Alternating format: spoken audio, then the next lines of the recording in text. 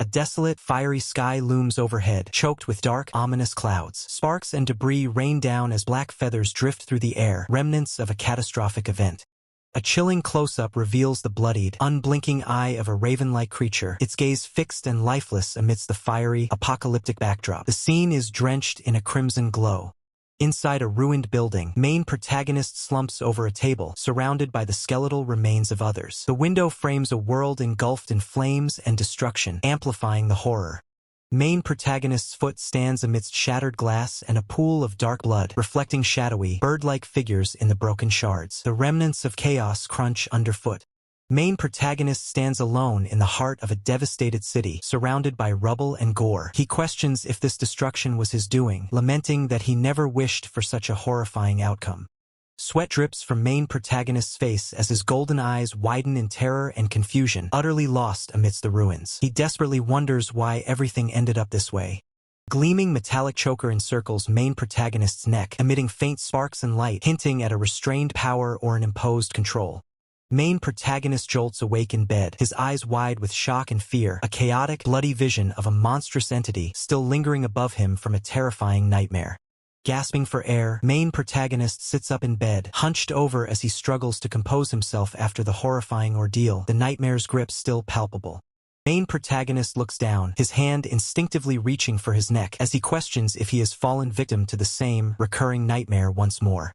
Main protagonist is confined to a floating bed within a stark, futuristic room. A system notification announces the arrival of Ji Minghwan, his instructor, for restricted class ability user number 1002. A cold, authoritative voice from the system commands main protagonist to prepare for questioning. Main protagonist's golden eyes gleam with a mix of apprehension and defiance, his expression resolute as he anticipates the upcoming interrogation. A futuristic door slides open with a hum and click, revealing Ji Minghwan. He observes main protagonist, stating that potential threats are always eliminated early, implying a grave warning. Main protagonist looks down, processing Ji Minghwan's words, as the instructor ominously remarks that not everyone shares his level of tolerance. Ji Minghwan offers a conditional reprieve, explaining that if main protagonist acknowledges the danger of his ability and cooperates, his situation will become far less troublesome. Main protagonist, visibly frustrated, demands to know what his mysterious ability actually is, questioning why he was forcefully taken and kept in the dark about his own power. Ji Minghwan, with a confident smirk, asserts that their evaluation is infallible. He warns main protagonist that he is a highly dangerous raiding sequence capable of destroying the world, urging him to trust their judgment. Ji Minghwan reveals he has been investigating main protagonist's past at the orphanage, hinting at secrets from his childhood. In a flashback, a young main protagonist is seen wrapped head to toe in tissue paper, earning him the nickname Mummy from the other children at the orphanage due to his reclusive habits. Another flashback shows a mischievous young main protagonist secretly playing games in the computer room, a habit Ji Minghwan recounts from the orphanage staff. Ji Minghwan looks down with a knowing smirk as he rhetorically asks main protagonist if his childhood stories are true, maintaining his manipulative demeanor. Main protagonist's bare foot touches the cold floor as Ji Minghwan taunts him, stating he knows main protagonist desires answers and that is precisely why he came to speak with him today. Main protagonist stands, looking directly at Ji Minghwan, demanding to be released in exchange for the information he seeks. Ji Minghwan's eyes narrow behind his glasses, a subtle, calculating smirk playing on his lips as he considers main protagonist's demand. Ji Minghwan reveals main protagonist is an ability user who can affect reality. He theorizes that due to main protagonist's love for games, his power will likely manifest in a game-related form. Main protagonist's golden eye widens in shock as Ji Minghwan continues, suggesting the ability might transform reality into a game stage to test and guide him, helping him understand its use. Main protagonist's face contorts in anger and frustration, accusing Ji Minghwan of being a pre-programmed robot, merely repeating the same speech like a machine. Still seething with anger, main protagonist listens as his captor sighs, dismissing him by stating he still doesn't comprehend his situation, ending their conversation for the day and telling him to rest. As he turns to leave, main protagonist urgently calls out, demanding he wait. Main protagonist's eyes burn with defiance as he retorts, asserting he fully understands his situation, having been locked up by him for an entire month. Main protagonist presses further, his hand outstretched, demanding to know precisely when he will be allowed to leave this place. turns slightly, vaguely suggesting that if main protagonist cooperates and acts like a good kid, there might be a chance for his freedom. His voice echoes, stating that main protagonist will only be able to leave once he has grown up. Main protagonist's golden eyes flare with understanding, realizing that this implies he might never leave the lab alive or face an even worse fate. His frustration boiling over, main protagonist clenches his fist, declaring that by the time he qualifies to leave, he'll already be a lifeless corpse. With a surge of unknown power, main protagonist shatters the barrier before him into a dazzling explosion of light shards as a system message proclaims, "Welcome, our #1 player." The brilliant shards of light continue to explode, creating a dazzling, chaotic display of energy. Main protagonist looks up, his expression a mix of shock and confusion amidst the shimmering fragments. He stands barefoot on a glowing grid, surrounded by massive, ethereal blue shards, observing the surreal environment with a sense of awe. Floating within the expansive, starry digital realm, main protagonist questions the nature of this mysterious new space. Main protagonist recalls the instructor's words, realizing his ability was predicted to manifest in a game-related form. As his bare foot touches the shimmering, circular platform, main protagonist questions if this entire digital world is, in fact, his newfound ability. A system notification flashes, declaring infinite split game loading complete as main protagonist smiles, enveloped by vibrant, circuit-like energy. He gazes up at the intricate, glowing digital architecture as the system prompts him for the next step, creating your game character. Dynamic vortex of glowing blue and black squares expands rapidly, pulling the viewer into a digital maelstrom. A new character, Gau Kaa, materializes, identified as an ability user with unique powers tied to his life. His stats are displayed: Strength C rank, Speed C rank, Spirit C rank, and an initial rating of C rank. Main protagonist observes as the system reveals a potential background for his character, a realization that the family he lived with for over 10 years harbored unknown secrets. Another character option appears: Andre, a curio wielder who obtains curio shards and fights using powers from his curio codex. His profile lists him as male, 16, and Caucasian. Andre's base stats are detailed: Strength D rank, Speed D rank, Spirit C rank, and an initial evaluation of D++ rank. His background describes a longing for adventure in the capital of Denmark. Narrative continues, explaining that Andre's journey begins with an invitation to the whale garden in a box, leading him into the world of curio wielders and becoming main protagonist's first game character in the real world. A determined smile plays on main protagonist's lips as he makes his choice. Main protagonist selects ability user Gau Kaa, and the system immediately prompts him to choose a growth path: hero, villain, or gray character. Main protagonist chooses C, and the system confirms his selection of the gray character growth path, initiating the generation of a unique training system. Main protagonist ponders, surrounded by shimmering digital light, connecting the games leading to the orphanage where he was taken, wondering if they are the same. His golden eyes glow with renewed determination as he realizes this character could be his key to uncovering the organization responsible for his confinement. With a subtle smirk, main protagonist concludes that his gray character path, treading both light and shadow, offers the best chance to gather crucial intel. The system then announces, preparing to log into Longua's Legion, final countdown starting. The countdown begins, a blinding light engulfing the screen. Main protagonist gasps, his eyes wide with disbelief. This is sunlight?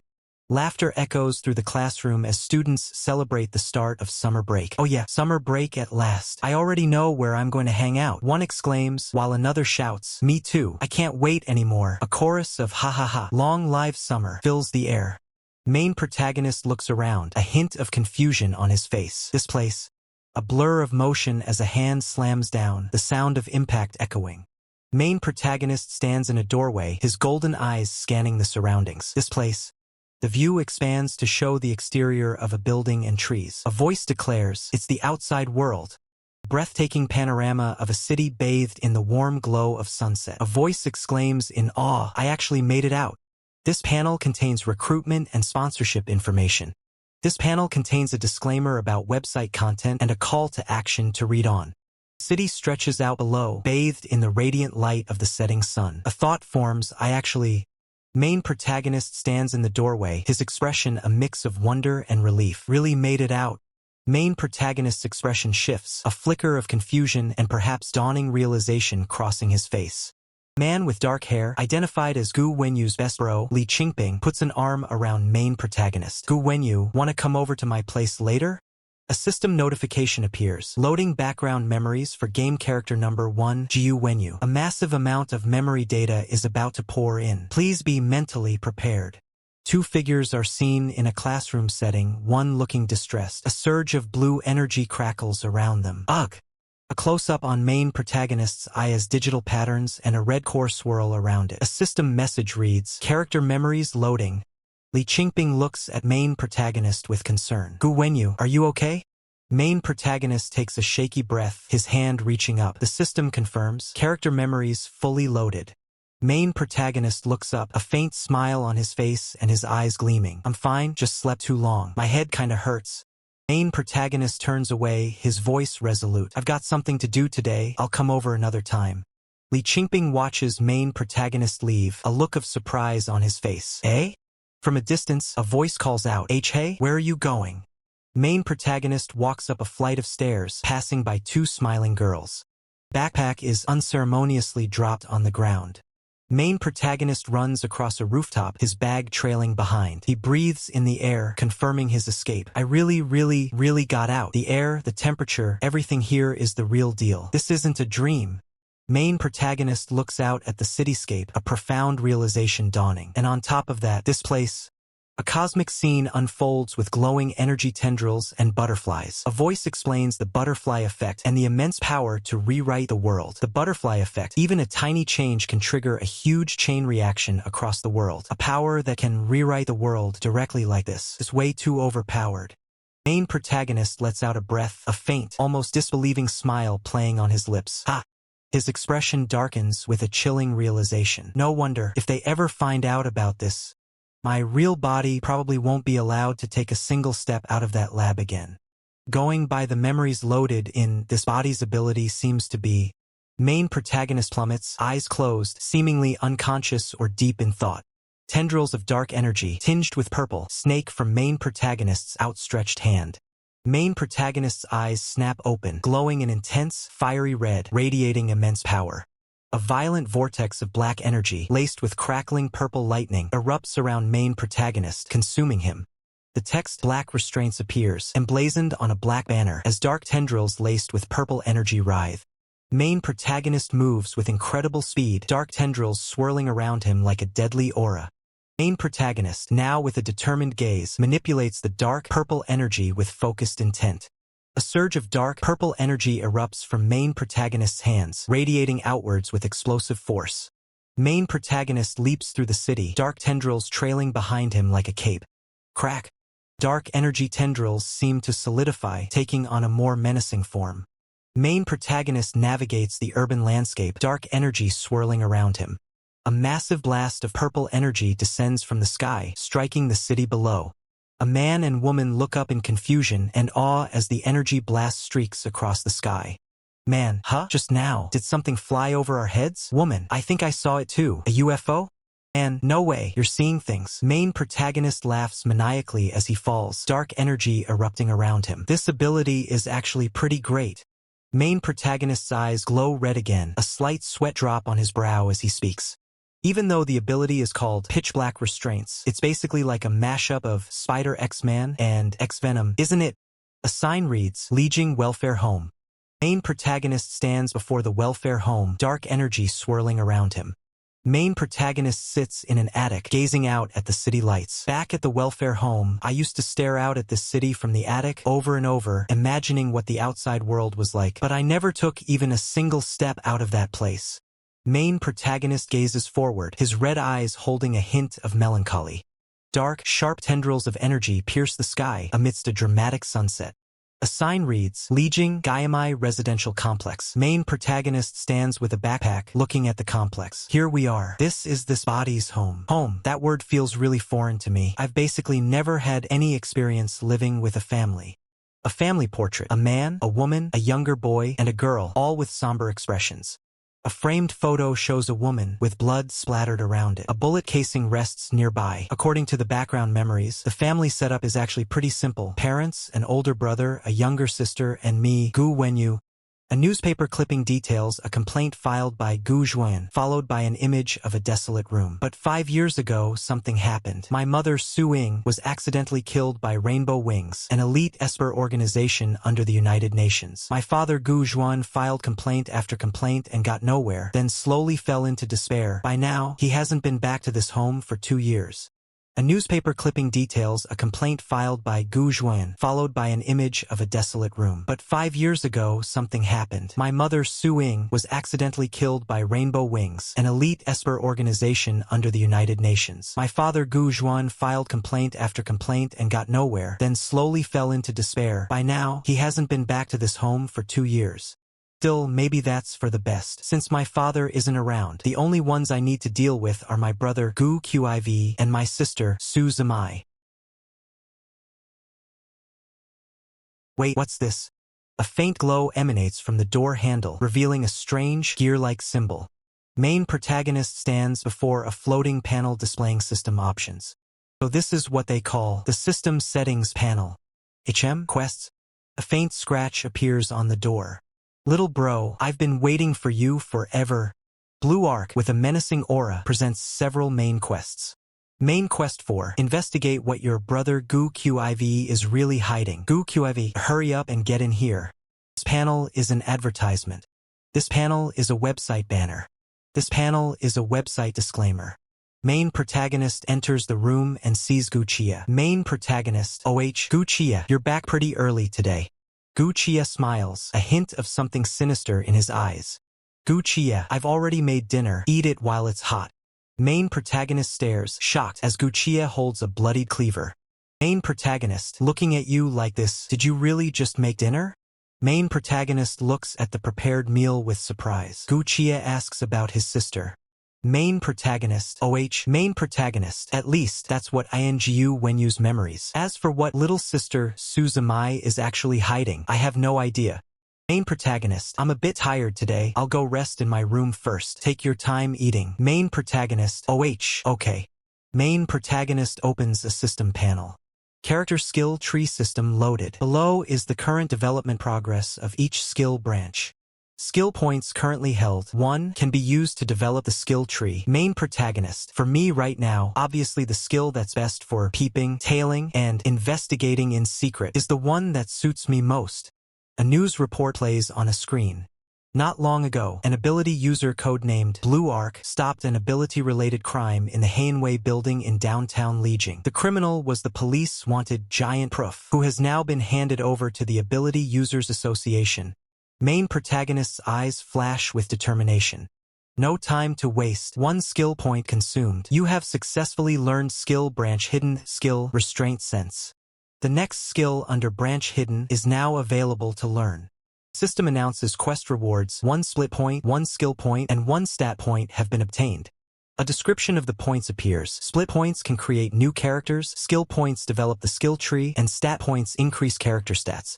Main protagonist muses on the implications of split points, realizing they can create new characters in the future. A vision unfolds, showing menacing figures, a shadowy entity with glowing red eyes, and another with sharp green eyes and a menacing grin. Below them, main protagonist stands alone, looking up.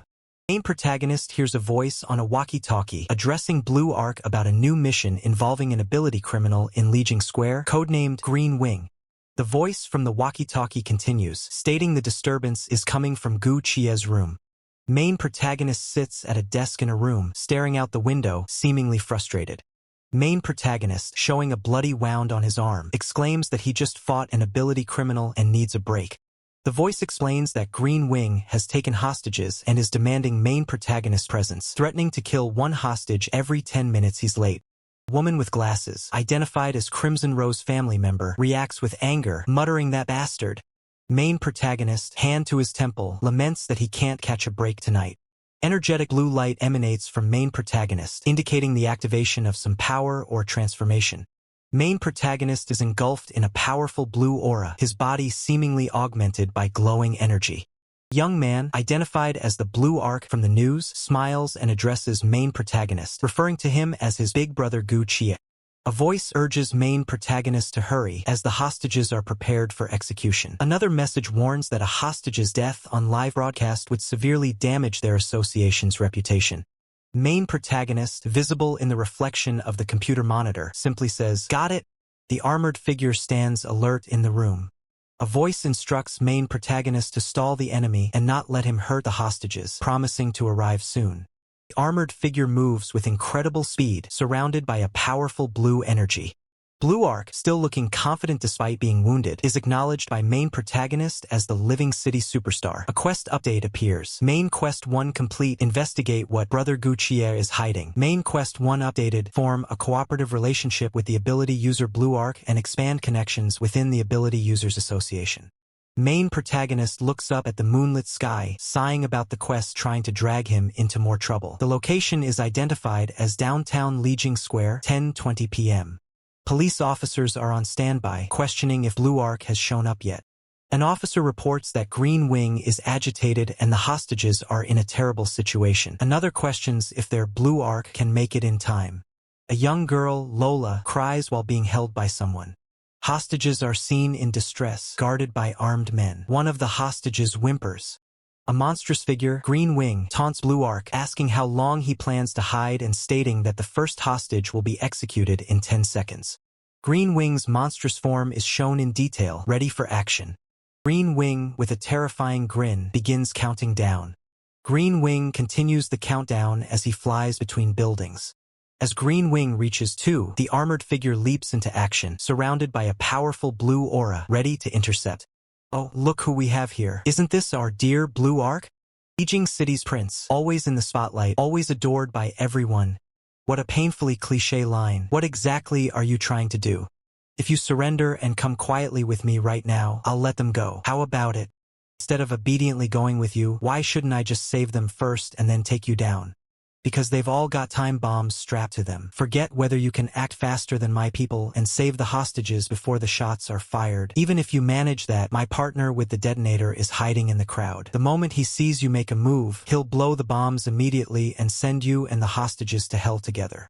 So what are you going to do? Take me out? It's just a few hostages dying. That doesn't mean much to you, does it? You've seen so many corpses already, you're hardly going to miss a few more, right? Damn it, if I weren't injured, I'd be confident I could dismantle the bomb devices on the hostages before Green Wing's partner could detonate them. But tonight is different. I've just come out of a brutal fight. My body is covered in wounds. Don't surrender to him. Blue Arc. Quiet. Blue Arc, I'm out of patience. Since you can't make up your mind, I'll just have my partner press the detonator and make the choice for you. Fire. Wait, don't. What are you all doing? Didn't you hear me? What is this? You wowawa.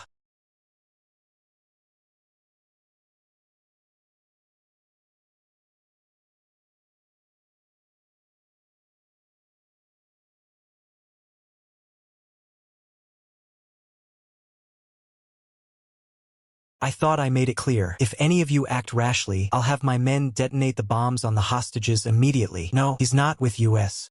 Say it again. Tell that guy to get lost or I'll blow the hostages up right now. I said, he's not with us. Then who is he? Current character Gau training system, social superstar system. When used exclusive training system, social superstar system. Core rule of the social superstar system. Whenever you form cooperative relationships with more extraordinary humans, you'll receive rewards through the exclusive training system. Socializing, this kind of quest is rough on me. Guess I'll give it a try. The night sky crackles with dark energy. Multiple figures in tactical gear are suspended in mid-air, surrounded by tendrils of purple and black. One figure, reading a book, stands amidst the chaos, a stark contrast to the impending threat. The main protagonist, engrossed in a book, muses, first step in socializing, do your best to act like the other person. Think the way they think, build a sense of affinity, and close the distance between you. He closes the book, a determined glint in his golden eyes, adding, act according to his thinking. Got it. The main protagonist, book still in hand, addresses someone off-panel. Relax, Mr. Green Wing, but if you really have to blow everything up, then go ahead and do it. Hand clad in a black glove holds up the book, radiating an intense golden light. The main protagonist's voice echoes, though I doubt you'd be stupid enough to actually do that. The main protagonist's face is shown in a close-up, his golden eyes piercing. He brings a finger to his lips, a sly smile playing on them. If the hostages die, you lose your bargaining chip against us. When that happens, which side do you think will really be in the worst position? A monstrous, green-skinned figure roars in fury, its fangs bared. I'm warning you, let my men go, otherwise, I'll kill you. The main protagonist stands confidently, the book in his hand. He calmly states, let them go? Then, in a thought bubble, second step in socializing, do your best to meet the other person's demands and please them. With a flick of his fingers, the main protagonist says, all right then, as you wish. The main protagonist continues his calculated approach, book in hand, his expression unreadable. A subordinate of the main protagonist is suddenly ensnared by dark, shadowy tendrils, his eyes wide with shock and pain. MMPH? Violent explosion of dark energy erupts, accompanied by a piercing scream. The scene is engulfed in chaos. The monstrous figure, now armored, glares with pure rage, its sharp teeth bared in a snarl. A wave of dark energy crashes down, leaving behind a shattered void. Below, the main protagonist, his eyes glowing red, states calmly, see, I just did exactly what you asked and let them go. The monstrous entity, consumed by dark energy and dripping with blood, fixates on the main protagonist, Mr. Green Wing. The main protagonist, seemingly unfazed by the surrounding carnage and the monstrous entity, asks, why do you look so unhappy? A soldier, caught in the dark energy, collapses to his knees, defeated. The armored figure stands stoically, its glowing visor fixed on something unseen. A single exclamation mark appears in a speech bubble, indicating a reaction. Monstrous figure, enraged, glares down at the armored figure. You little. From his vantage point, the main protagonist observes a distant aerial battle. He ponders, looks like I messed that up? Amidst the darkness, the main protagonist's thoughts turn. Forget it, bad guys are way too hard to get along with. The main protagonist walks through a dark corridor, enveloped by the same shadowy tendrils that ensnared his subordinates. The atmosphere is heavy with menace. Amidst the swirling dark tendrils, a young woman clutches a child protectively, her eyes wide with fear and confusion. The young woman's face contorts in anguish and terror as she cries out, NH. The dark tendrils coil around the heads of defeated soldiers, their expressions frozen in their final moments. Shadowy figure, emanating dark power, speaks to the main protagonist. They were just holding guns to the backs of your heads a moment ago. You mean you don't feel any resentment? The figure then declares, now it's your turn. The main protagonist, his eyes glowing red, seems to embrace the darkness. He responds, yeah, the will always turns. That's only fair, right? I should look pretty much like a justice ally now, shouldn't I? The young woman, Lola, sobs uncontrollably, holding on to someone for comfort amidst the chaos and despair. System warning flashes. Warning, roll anchor deviation 0%-30%. Once deviation exceeds 70%, there is a chance the character will enter a berserk state. The main protagonist, wearing a mask, looks on with a questioning expression. Huh? The main protagonist overhears the distressed thoughts of someone nearby. I didn't think socializing with people would be this hard. So what am I supposed to do now? He then contemplates, so these criminals heads back on? The dark tendrils surge, ensnaring several soldiers. A voice from within the chaos declares, there, now it's like, their heads were, the implication is clear, their fates have been sealed. Perfect, just like new, good as ever. Warning, roll anchor deviation 30%-40%. Once deviation exceeds 70%, there is a chance the character will enter a berserk state. Kids, you saw just now was all some fancy holographic projection effects. Their heads are actually still properly attached to their necks. Really, see for yourselves. The dark energy surges, tearing through the air. Scream of terror erupts. A violent burst of black energy erupts from the point of impact. Tears well up in the young girl's eyes as she witnesses the horrific scene. Iowa. The system issues a critical warning. Roll anchor deviation is rising. If it exceeds 70%, the character may enter a berserk state. This is an advertisement for the website and its services. Total accident, socializing really is a headache. This time, I'll definitely... Enough. Just who are you?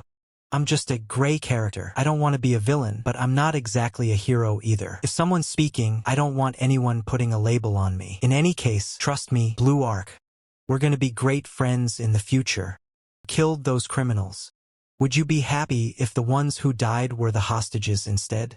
Killing is killing. You have to be legally accountable. How dull. I don't believe that's how you really feel. You're just saying what you have to because the cameras are rolling. Let's talk somewhere private. Blue Arc. Let me hear what you really think inside. A vortex of dark energy forms as the armored figure prepares to unleash a powerful attack. The armored figure unleashes a torrent of blue energy, crackling with immense power. So, Mr. Blue Arc, whether you're willing to come meet me, the main protagonist lands with a powerful stride, his dark aura swirling around him. Is entirely up to you. The armored figure walks forward, his gaze fixed on the approaching threat. A strange, dark entity materializes within the armored figure's chest. Dark entity pulses with energy contained within the armored figure's hand. I suggest you surrender quietly. The 5 accomplices you had hiding on the rooftop have already been subdued by my teammates, and the detonators in their hands are useless now. The whole area is surrounded by people from the Ability Users Association. You're not getting away.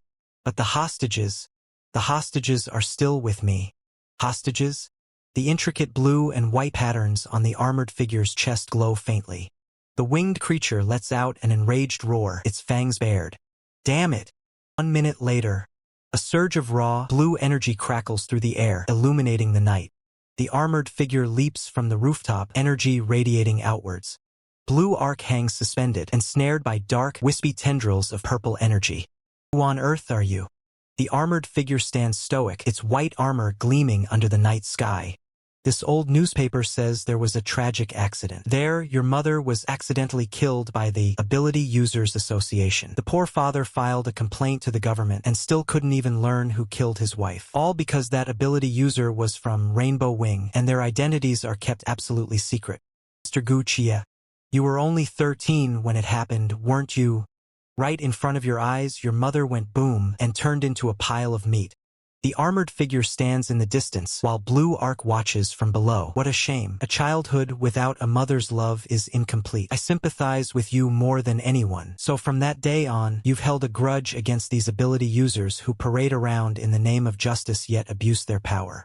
That's also why you became an ability user yourself. You wanted to gain enough reputation within the association to be recommended to the top through your unmatched performance. And then enter the UN organization Rainbow Wing to find the ability user who crushed your mother like an ant. Nonsense. I'm here to help you, Mr. Blue Arc. Let's work together. I'll help you get into Rainbow Wing and assist you in finding the ability user who killed your mother by mistake. And then you can carry out a truly spectacular revenge. All I need from you is to help me with one thing, one tiny, insignificant thing. What is it? Anyway, in the days to come, I'll be very active in this city. I'll be counting on you from now on. Wait, how do you know who I am? The reason is simple. 'Cause I can see exactly what's under anyone's mask. Ridiculous. Do you really think I can't take you down? The young man, Blue Arc, stares with cold intensity, his eyes burning with a dangerous aura. This panel contains recruitment and thank you messages for patrons, not part of the story. This panel contains a disclaimer about previews and a call to action to read on the official website, not part of the story. Blue Arc unleashes a torrent of purple energy, overwhelming the armored figure with a devastating assault. A blinding flash of blue energy erupts, the sheer force of the attack tearing through the environment. An armored figure, radiating power, stands firm against the onslaught. Nearby, Blue Arc, seemingly injured, is urged to stop pushing himself. The armored figure's hand is shown, glowing with an intense blue energy, ready to strike. Then, see you around, Blue Arc. A massive surge of power crackles with blue lightning, indicating an immense force being unleashed. The armored figure stands stoically, raindrops splashing around him, a silent testament to the storm of battle. Blood drips from the armored gauntlet, a stark visual of the damage sustained. Some time later, Gaimai Residential Complex. The sound of footsteps splashing in puddles echoes as someone arrives, the scene set under a stormy sky. Our comrade Blue Arc still isn't back. He's badly hurt, but he's still out there on a mission. That's really something. Main Quest 1, Stage 2. Achieve a cooperative relationship with the Blue Arc Otherworlder, then expand relationships within the Otherworlder Association. Uncompleted. Figures. Getting Gau Kaa to trust me at this point was pretty much impossible. Still, it's not like I got nothing out of it. The first phase of this main quest, investigate what Gau Kaa is hiding, is done. I've already received 1 split point, 1 skill point, and 1 stat point. I wonder what nickname they'll give me. Freak? Bandage Monster? Or maybe, yikes, I just hope they don't give me something super lame. If I knew, I would have picked a badass codename for myself right there at Legion Square. Character name, Gu Wenyu. Character type, ability user. Current alias, none. In the real world, you have gained a certain level of notoriety. You will soon receive your unique alias. Please wait patiently. Character age, 17. Character gender, male. Character attributes, strong, determines physical traits C rank. Speed, determines neurological reaction C rank. Spirit, determines mental strength C rank. Overall rating, C rank. Current event cards held, 0 cards. Current attribute points held, 1 point. Strength. Adding this attribute can improve your comprehensive physical fitness, as well as the power of your binding belt. This really does feel like an online game. Of all martial arts, speed is king. I'll put it into speed. That way I can try to strike first in a fight and also avoid getting one shot. You currently have 1 attribute point, which can be allocated to any of the 3 attributes, strength, speed, or spirit to increase it. Character attributes, strength, determines physical traits rank C. Speed, determines nerve reflex rank C- rank C+. Spirit, determines mental strength rank C. Yeah, speed it is. The main protagonist's finger hovers over the character skill tree system interface. Digital interfaces and glowing lines fill the screen, hinting at complex systems at play. The main protagonist stands amidst a digital landscape, his posture suggesting contemplation. A powerful surge of golden energy erupts from a central point, crackling with intense power. The main protagonist gazes at a branching skill tree with options like Branch I, Stealth, Branch I, Frenzy, and Branch 3, Rage, presented. Restraint Truth forces people to tell the truth, basically a built-in lie detector. Restraint Detection lets me touch someone with the restraints and read their ability info. As for Restraint Extension, the name says it all. The Frenzy branch is clearly the combat power path. For me right now, raw combat power isn't the priority. What I really need are ways to stay alive and track down clues. The skill learning permissions for the next skill of the Branch Fury have been unlocked. Branch 3, Fury Binding Belt Probe learned, Binding Belt Inhibition, to be learned, unknown. Sounds pretty handy. I just don't really know what counts as bound. Do I have to wrap up their whole body, or is tying a knot around their calf enough? Too many possibilities. I'll just unlock the skill first and then find some unlucky test subject to slowly figure out all the rules. The protagonist's eyes narrow, a flicker of calculation in their depths. Create a new game character? A faint click echoes as the system interface responds. Current split progress is not completed, cannot create a new game character. Hint, creating a brand new game character requires 3 split points. You currently have 1 split point. Once you collect all 3 split points, you can create the next game character in the real world. So I just need 2 more split points and I'll be able to make a new game character. Once I have 2 characters, I can finally move on the welfare home. Even if something happens to one character, the other can act as backup. The protagonist sits by the window, a thoughtful expression on his face as he gazes out at the stormy night. A sudden realization flashes across the protagonist's face. A hand, encased in a shimmering, diamond-studded gauntlet, reaches for a door handle. The door creaks open, revealing the armored figure standing in the doorway, his presence imposing. The protagonist's eyes widen slightly, a hint of surprise in their depths. Phew, guess I was just being paranoid. Restricted class ability user number 1002 G Minghwan, your instructor is here. Please get ready to be questioned. Interested in hearing about some of the ability users out there. Little brother G Mingjiu.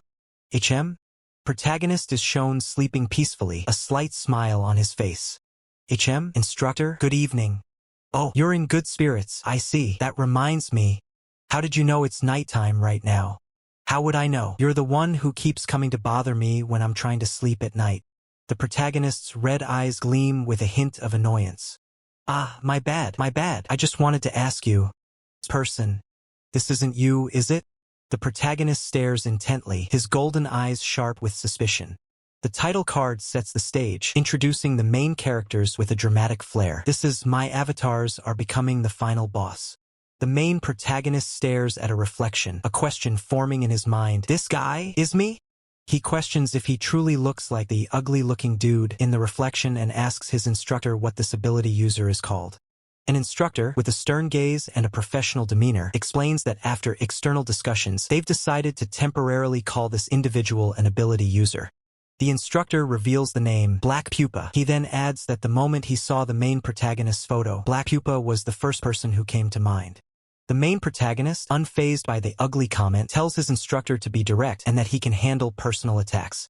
The instructor brings up a past incident, reminding the main protagonist that he mentioned his childhood yesterday. He recalls the main protagonist wrapping himself in toilet paper at the orphanage, an event even the nurses documented. The main protagonist dismisses the memory as a stupid thing he did as a clueless kid. He then questions why he was arrested and still can't prove he's a normal person after an entire month. A close-up on the instructor's intense gaze as he begins to explain, because the instructor continues, revealing that someone made a prophecy about the main protagonist. The prophecy states that the main protagonist will destroy the world. The scene shifts to a desolate, apocalyptic landscape. Main protagonist laughs it off, asking if the instructor watched too many Hollywood blockbusters. He dismisses the idea of destroying the world, claiming it's too easy and that his collar even prevents self-harm. The instructor, with a knowing smile, simply replies, "Who knows?" The main protagonist demands to know who is spreading these rumors and asks if they can be brought face to face. The instructor's response is a curt no, followed by a more precisely, "We're not able to."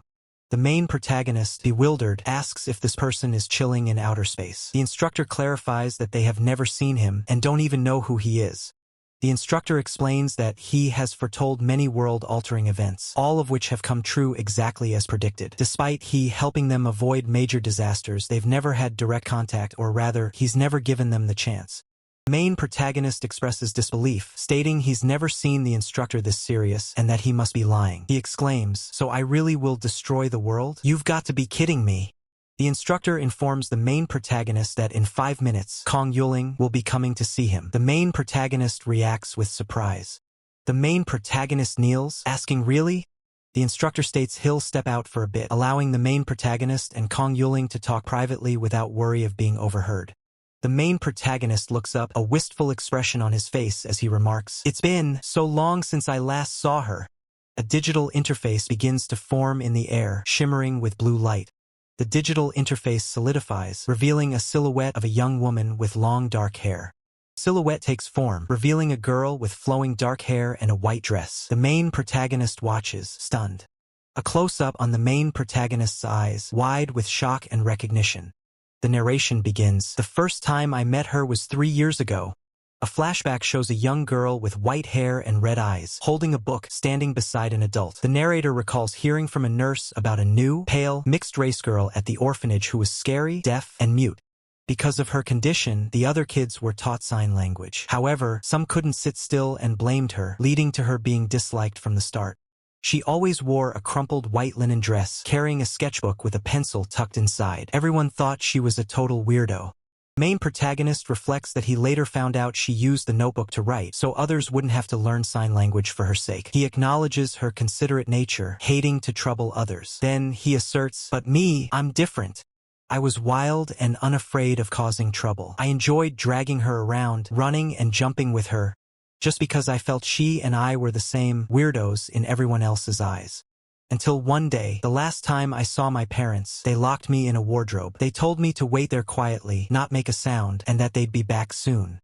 I was such an idiot back then, I actually believed them. Even after I was sent to the orphanage, I kept locking myself away, thinking if I did that, maybe they'd come back for me. But they never came, not even once. And Later on, I grew up. I didn't need them to find me anymore. But you're different. I want you by my side. When I'm with you, I don't have to pretend or play along, so I want to stay with you, always." She sits, her gaze distant, holding a notebook as if lost in thought. A single tear escapes, tracing a path down his cheek as he looks away. He looks up, a soft sound escaping his lips as a hand gently touches his shoulder. She suddenly asked me, "Can I rely on you?" His eyes widen slightly, a hint of surprise and perhaps something more flickering within them. "Definitely protect you, Kong Yuling, because I promised you, you can rely on me. Hey, Kong Yuling, you won't abandon me like my parents did, will you?"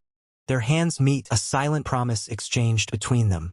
"Kong Yuling, it really is you. Thank goodness you're okay. I'm so glad you're okay." Her eyes, filled with relief and a gentle smile, meet his. Suddenly, a surge of blue energy crackles around him, his expression shifting to one of intense struggle. Iya. Childhood friends reunited at last, yet Ji Minghwan suddenly collapses in agony. Accident or conspiracy? Next time, violence unleashed. Physical contact is prohibited. If it happens again, you will be stunned. It's fine. I've bounced around in here and gotten zapped so many times I'm used to it. Oh right, did they make you do something? Like ask me questions before they'd let you come see me? She holds up the notebook, her expression unreadable. This idiot, if she asks me that so bluntly, they'll definitely punish her later. There's no way the instructors would just let her directly ask about my ability.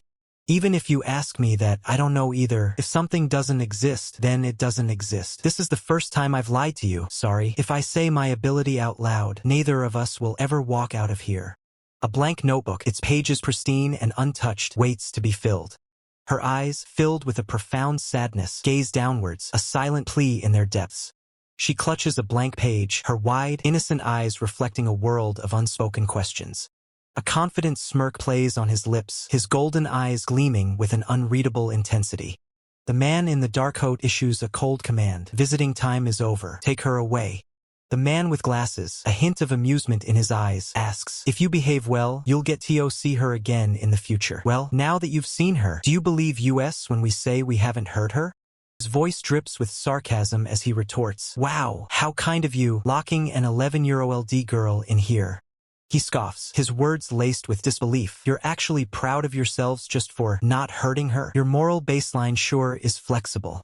Seated, the man with glasses muses. Honestly, if you didn't bring it up, I'd forget you're only 12 most of the time. You're always putting on an act with me. No normal 12-year-old boy thinks this much. The main protagonist, sitting up in bed, asks, by the way, can I ask you a question? The man in the dark coat replies, go ahead. His gaze sharpens, a dangerous glint in his eyes as he declares, if you know I'm going to destroy the world, then why not just kill me? Say my power really is that dangerous. If I lose control someday and blow this whole place to pieces, won't you regret it? The man's glasses glow intensely, his smile widening as he poses a question. Do you want the truth? His eyes, sharp and piercing, fix on his interlocutor, awaiting a response. He simply states, say it. The man explains, ability users sometimes unleash power far beyond their normal limits when they're on the brink of death. That's the only reason we haven't killed you. Nobody knows what would happen if we tried to take you out, so we can't kill you. Only try to keep you under control. A faint smile touches his lips as he remarks, haha, that's great news. Knowing you won't secretly have me erased makes it a lot easier to sleep at night. He lets out a soft chuckle, a hint of relief in his eyes. The man in the dark coat, his expression unreadable, states, that's it for today's talk. Get some rest. A sharp, guttural sound escapes him. The scene shifts to a quiet district, the architecture hinting at a traditional, yet modern, urban landscape. The sign reads, Longwa, Lijing Gayamai District. A system notification flashes, welcome back. Consciousness loaded into game character no. 1 Gu Wenyu.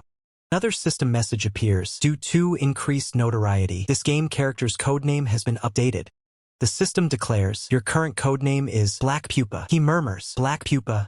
He looks up, the black tendrils of energy swirling around him. The city lights twinkle in the background. A slight smile graces his features as he comments, they managed to give me a codename in less than half a day. That's something. He focuses on his hand, dark energy coiling around his wrist as he outlines his plan, one step at a time. First priority is to pinpoint the exact location of that lab. After that, I'll try to quietly get my real body and Kong Yuling out of there.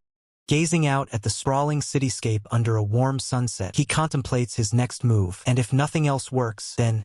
Her eyes sparkle with a bright, hopeful smile, her long white hair framing a face full of innocent joy. His red eyes blaze with a fierce determination, a dark aura emanating from him as he declares, I'll slaughter them all. A simple wooden door, its surface weathered and warm, stands closed. A simple wooden door, its surface weathered and warm, stands closed. Suddenly, the handle turns with a sharp, metallic click. The protagonist freezes, his eyes widening in terror as he gasps, realizing someone has returned. The door swings open, revealing a shadowed figure standing in the threshold, gripping a tennis racket with an ominous aura. The protagonist dives under the covers, his heart racing as he desperately tries to hide from the intruder. He breathes a sigh of relief, whispering to himself that his quick reflexes likely kept him hidden from view. Peering out from beneath the blanket, he keeps his eyes fixed on the room, scanning for any sign of discovery. Soft footsteps echo against the floorboards, drawing closer with every rhythmic thud. The figure looms over the bed, brandishing the racket, and coldly demands to know his intentions. A system prompt flashes before his eyes, issuing a new directive. He must uncover the secrets his sister is hiding. With a swift motion, the figure slams the racket down onto the bed, pinning the sheets firmly in place. The protagonist stares up in shock, realizing he has been caught. He reaches out a trembling hand, stammering as he asks what she is doing. She scolds him for his laziness, questioning if he is a pig for sleeping until the afternoon. The protagonist reflects on his situation. While he is currently piloting the body of 17-year-old Gau Wenyu, he feels younger than them both. He recalls the family naming convention. Sons take the father's surname, while daughters take the mother's. She dismissively tells him to forget it, clearly not in the mood to deal with his nonsense. The protagonist watches her, confused and frustrated, wondering what is wrong with her attitude. A news broadcast plays, reporting on an unidentified ability user who intervened in a hostage situation at the Central Plaza. A headline flashes across the screen, confirming the emergence of a new ability user. The news continues, detailing how the user employed black, band-like objects to neutralize 5 criminals and rescue the hostages. The protagonist watches the report, his expression unreadable as he stands near the kitchen. The report concludes by revealing the association has officially designated the user as Black Pupa and placed him under B-rank observation. The protagonist considers this, realizing that ability users are categorized into specific ranks. He decides to use his restraint detection ability on his sister to see if he can clear his quest. The system clarifies that touching a human target with his restraints will reveal their stats and abilities. The protagonist manifests his dark, shadowy energy as he prepares to make contact.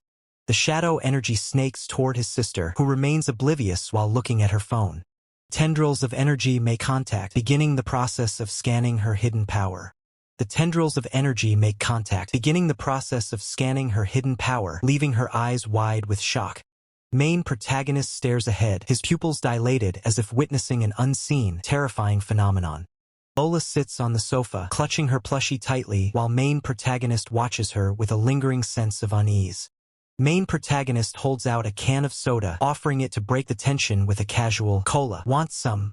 The can sits in his hand, a mundane object amidst the heavy, unspoken atmosphere. Lola wonders to herself if that sudden, sharp sense of danger was merely a trick of her imagination. Main protagonist takes a sip, his mind elsewhere as he realizes the third main quest remains incomplete. He reviews the system data, questioning if he has failed to identify her true role among the demon hunters. He recalls the system's warning about the 3 major extraordinary races: Curio Wielder, Ability User, and the Missing Link. The final piece of the puzzle clicks into place. The third race is the Exorcist. The emblem of the Exorcist appears, marking a new, dangerous variable in his path. The room feels suddenly crowded as another voice chimes in, surprised to see both of them together. The nonchalant air, he announces that he will be handling the cooking tonight. He turns, his red eyes sharp, declaring that no one is allowed to leave until they have finished their meal. Main protagonist observes him, noting how quickly Blue Arc has recovered from the severe injuries he sustained last night. Blue Arc casually mentions that his father will be returning home tonight, shifting the mood in the room. Blue Arc dismisses any concern, coldly stating that if his father wishes to visit, he is free to do so. Lola expresses her hope that they won't clash, despite the 2-year gap since their last encounter. She checks her device, noting the UN's ranking system for ability users based on risk levels. Main protagonist stares at the screen, absorbing the hierarchy from T5 down to the restricted class. The system details the T5 sequence, categorizing those who pose no threat to society. The T3 Ogre sequence highlights the elite standouts among the espers, standing far above the average. The T1 Calamity standard dictates that only those assessed as such are eligible for the Rainbow Wing. Chilling fact emerges: only one restricted class user has ever existed, and they are officially recorded as dead. Main protagonist trembles, wondering if the system is referring to him. He reflects on his life in the lab, questioning if he is already dead in the eyes of the world. He realizes that declaring war on the facility might mean taking on the entire United Nations. His hands clench, the weight of the realization pressing down on him. A single word escapes his thoughts: maybe. He decides he must find a way to manipulate this family into serving as his own personal muscle. He calculates that leveraging this fabricated family identity will be the key to turning them into his personal tools. The shared resentment toward the Rainbow Wing following their mother's passing only serves to align their interests with his own. Once he incorporates all their potential allies, the combined strength will become a force that demands respect. Shifting his focus, he turns his attention towards Xiaoyu, testing the waters of their current dynamic. The tension spikes as he pointedly asks if main protagonist remained at home throughout the entire previous night. Noticing the shift in atmosphere, she remarks that main protagonist has been behaving quite strangely today. Caught off guard by the sudden scrutiny, main protagonist struggles to maintain his composure. Internal panic sets in as main protagonist wonders if his cover is already beginning to crumble under their suspicion. He deflects, claiming he was fast asleep immediately following dinner, while Blue Arc probes for any suspicious noises during the night. Dismissing the line of questioning, Blue Arc decides to drop the matter entirely. The scrutiny doesn't end, as the gaze of the others continues to weigh heavily on main protagonist. He nervously questions the intensity of the stare he is receiving.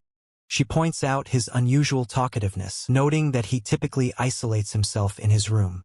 She scoffs at his laziness, remarking on how he slept straight through the afternoon like a pig. Blue Arc interjects, encouraging him to socialize more and not mirror their father's tendency to neglect the family. Main protagonist forces himself to stay quiet, acknowledging that he lacks any real experience in navigating family dynamics. Sudden, sharp knock echoes against the wooden door. She approaches the door, announcing the arrival with a sing-song tone. Her expression shifts instantly as she catches sight of whoever is standing on the other side. She falls into a tense, heavy silence. She turns back, informing the others that their father has returned. Main protagonist remains silent, his gaze fixed as the atmosphere darkens. A single, glowing red eye pierces through the encroaching shadows. The shadows continue to loom, oppressive and suffocating. The system triggers a new directive. He must uncover the secrets his father, Gau Kaa, is concealing. Main protagonist locks eyes with the man he once called father, his mind racing as he processes the gravity of the situation. Gau Kaa stands before him, an imposing figure whose presence carries the weight of years of hidden agendas. Seizing the moment, the main protagonist channels his energy, his hand glowing with a dark, volatile aura as he prepares to test Gau Kaa. The dark energy surges, but the atmosphere thickens as Gau Kaa senses the unnatural power manifesting near him. Gau Kaa turns, his eyes narrowing as a monstrous, shadowy serpent manifests, its presence radiating pure hostility. The main protagonist lunges, but his strike is intercepted in a blur of motion. With lightning reflexes, Gau Kaa catches the main protagonist's wrist, his grip iron-tight. The main protagonist realizes his mistake as the system alerts him that his passive skill, restraint detection, has been triggered by the contact. Gau Kaa looms over him, his voice cold as he demands to know the reason for the sudden aggression. The main protagonist feels the pressure of Gau Kaa's gaze, the air between them heavy with unspoken tension. Quickly pivoting, the main protagonist feigns innocence, claiming he was merely trying to brush dust off his father's shoulder. Gau Kaa studies him, his eyes betraying a flicker of hidden turmoil. Apologizing for his jumpy reaction, Gau Kaa lets his guard down, unaware of the trap he has fallen into. He reflects on the 2 years of living on the edge, admitting that his nerves are frayed by the constant threat of danger. Deep down, however, Gau Kaa is haunted by the lingering, chilling sensation of the power he just felt. He describes the sensation like a phantom serpent, its glowing green eyes burning into his very soul. The system confirms the mission success, rewarding the main protagonist with valuable stat points for his successful investigation. New directive appears. He must now form an alliance with the infamous criminal known as Ghost Bell. The main protagonist is stunned, the realization hitting him like a physical blow. He stares at Gau Kaa, the truth finally clicking into place. His father is the very man the association has been hunting. The system provides a detailed profile of Ghost Bell, outlining his terrifying combat capabilities and shadow-based abilities. Ghost Bell is a phantom in the criminal world, targeting only corrupt ability users while mocking the authorities. His taunting messages to the association are legendary, demanding only the strongest opponents to face him. The main protagonist understands now why Gau Kaa has been absent for years. He has been orchestrating a long-game vendetta. Meanwhile, his brother, Gau Kaa, has taken the opposite path, infiltrating the association to find the same enemy through official channels. A tragic irony unfolds as father and son, united by grief, find themselves on opposite sides of a deadly conflict. The tension spills over as Gau Kaa confronts the main protagonist, disgusted by his sudden reappearance. Gau Kaa accuses the main protagonist of abandoning the family, blind to the pain his departure caused. The emotional toll is clear as the family's shared trauma surfaces, leaving scars that have yet to heal. Gu Zuan remains stoic, his silence speaking volumes about the burden of the secrets he keeps.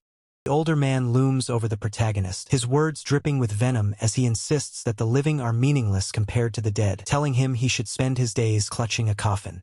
The taunting continues as the older man turns his gaze toward the protagonist, coldly questioning his loyalties.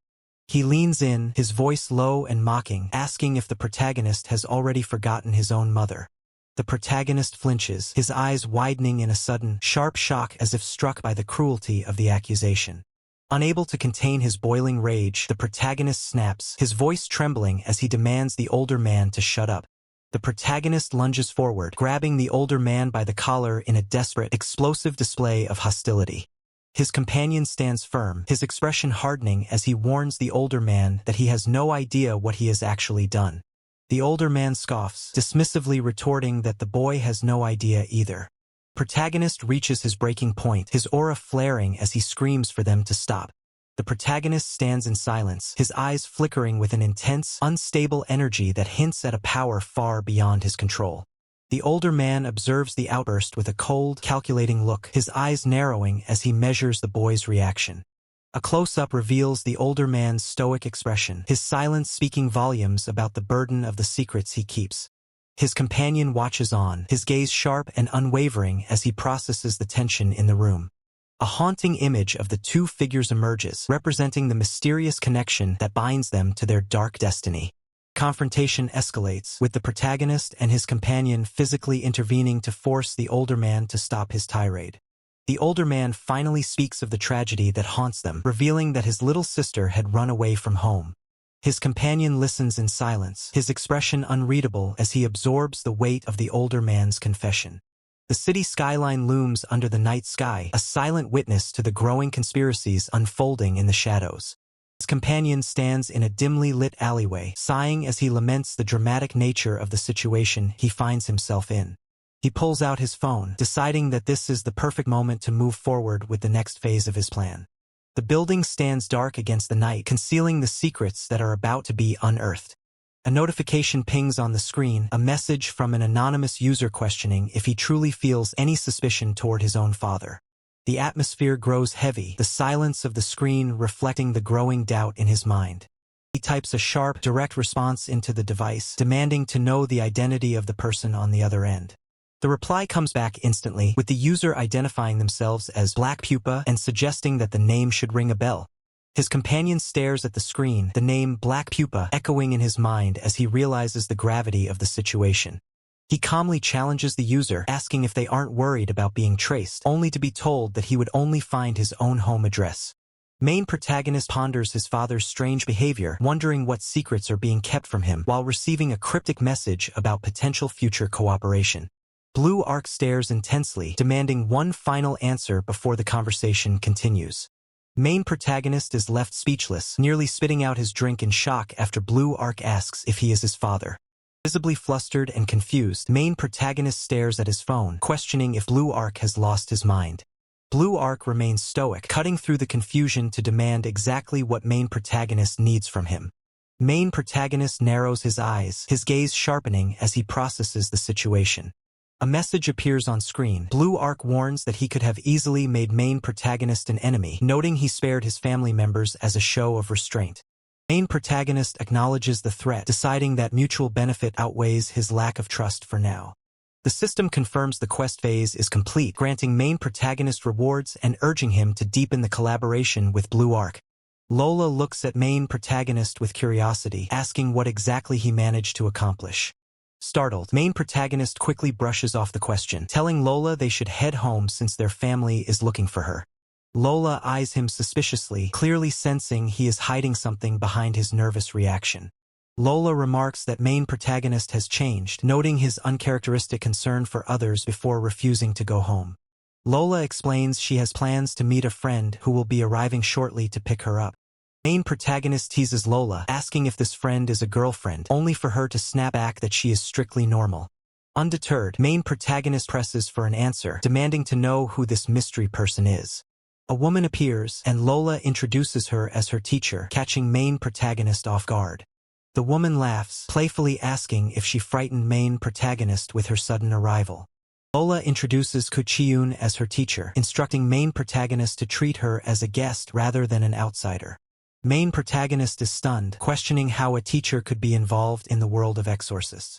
Kuchiyun introduces herself as a friend of Suzumai, noting she has heard plenty about main protagonist.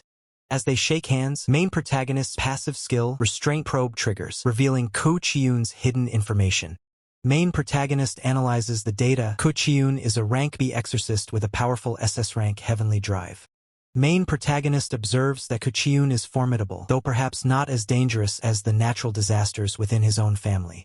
Kuchiyun stands silently, her expression unreadable as she considers the interaction.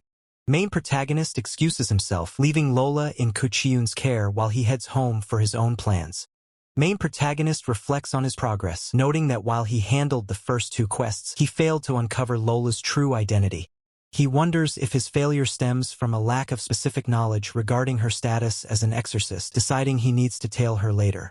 Kuchiyun watches him walk away, troubled by a strange, lingering sensation from their handshake. Lola notices Kuchiyun's distraction and asks what is wrong, signaling the tension between them. Tension thickens as she observes him closely, noting that his brother seems rather unusual. Caught off guard by the sudden comment, she can only offer a confused, "Huh?" A sense of dread washes over her as she questions what exactly is unfolding in this dark reality. A monstrous entity looms, its film reel appendages swirling as it declares that they will know the truth once they test him. Main protagonist stands ready, his golden eyes burning with a newfound determination as the ultimate boss in his own evolving story.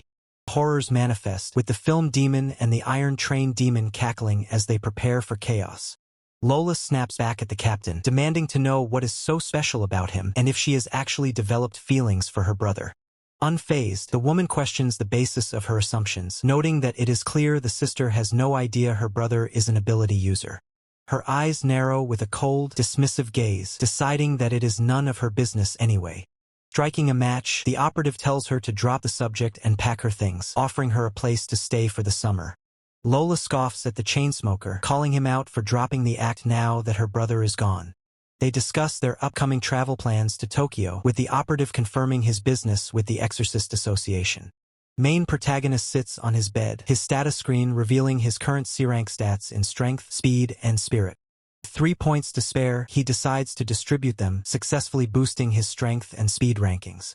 He commands the system to switch to the skill tree panel, eager to see his progress. The skill tree lights up, highlighting the hidden branch and the newly acquired Restraint Truth skill. He contemplates his strategy, realizing that creating a second character will prevent a total deadlock if his first one falls. The system confirms the skill Restraint Truth has been learned, allowing him to force targets to reveal their inner thoughts. He reflects on the shadowy instructors who managed to abduct him from the welfare home without a single trace. Clenching his hand, he vows that the director should start praying for mercy as he intends to settle the score. The system offers another upgrade, Restraint Color Shift, a skill that grants his restraints an invisible, cloaked state. He realizes his build is becoming a glass cannon, but concludes that combat skills are useless against the strong and unnecessary against the weak. With the new skill learned, the system unveils Restraint Trap, a devious method to bind enemies in their tracks.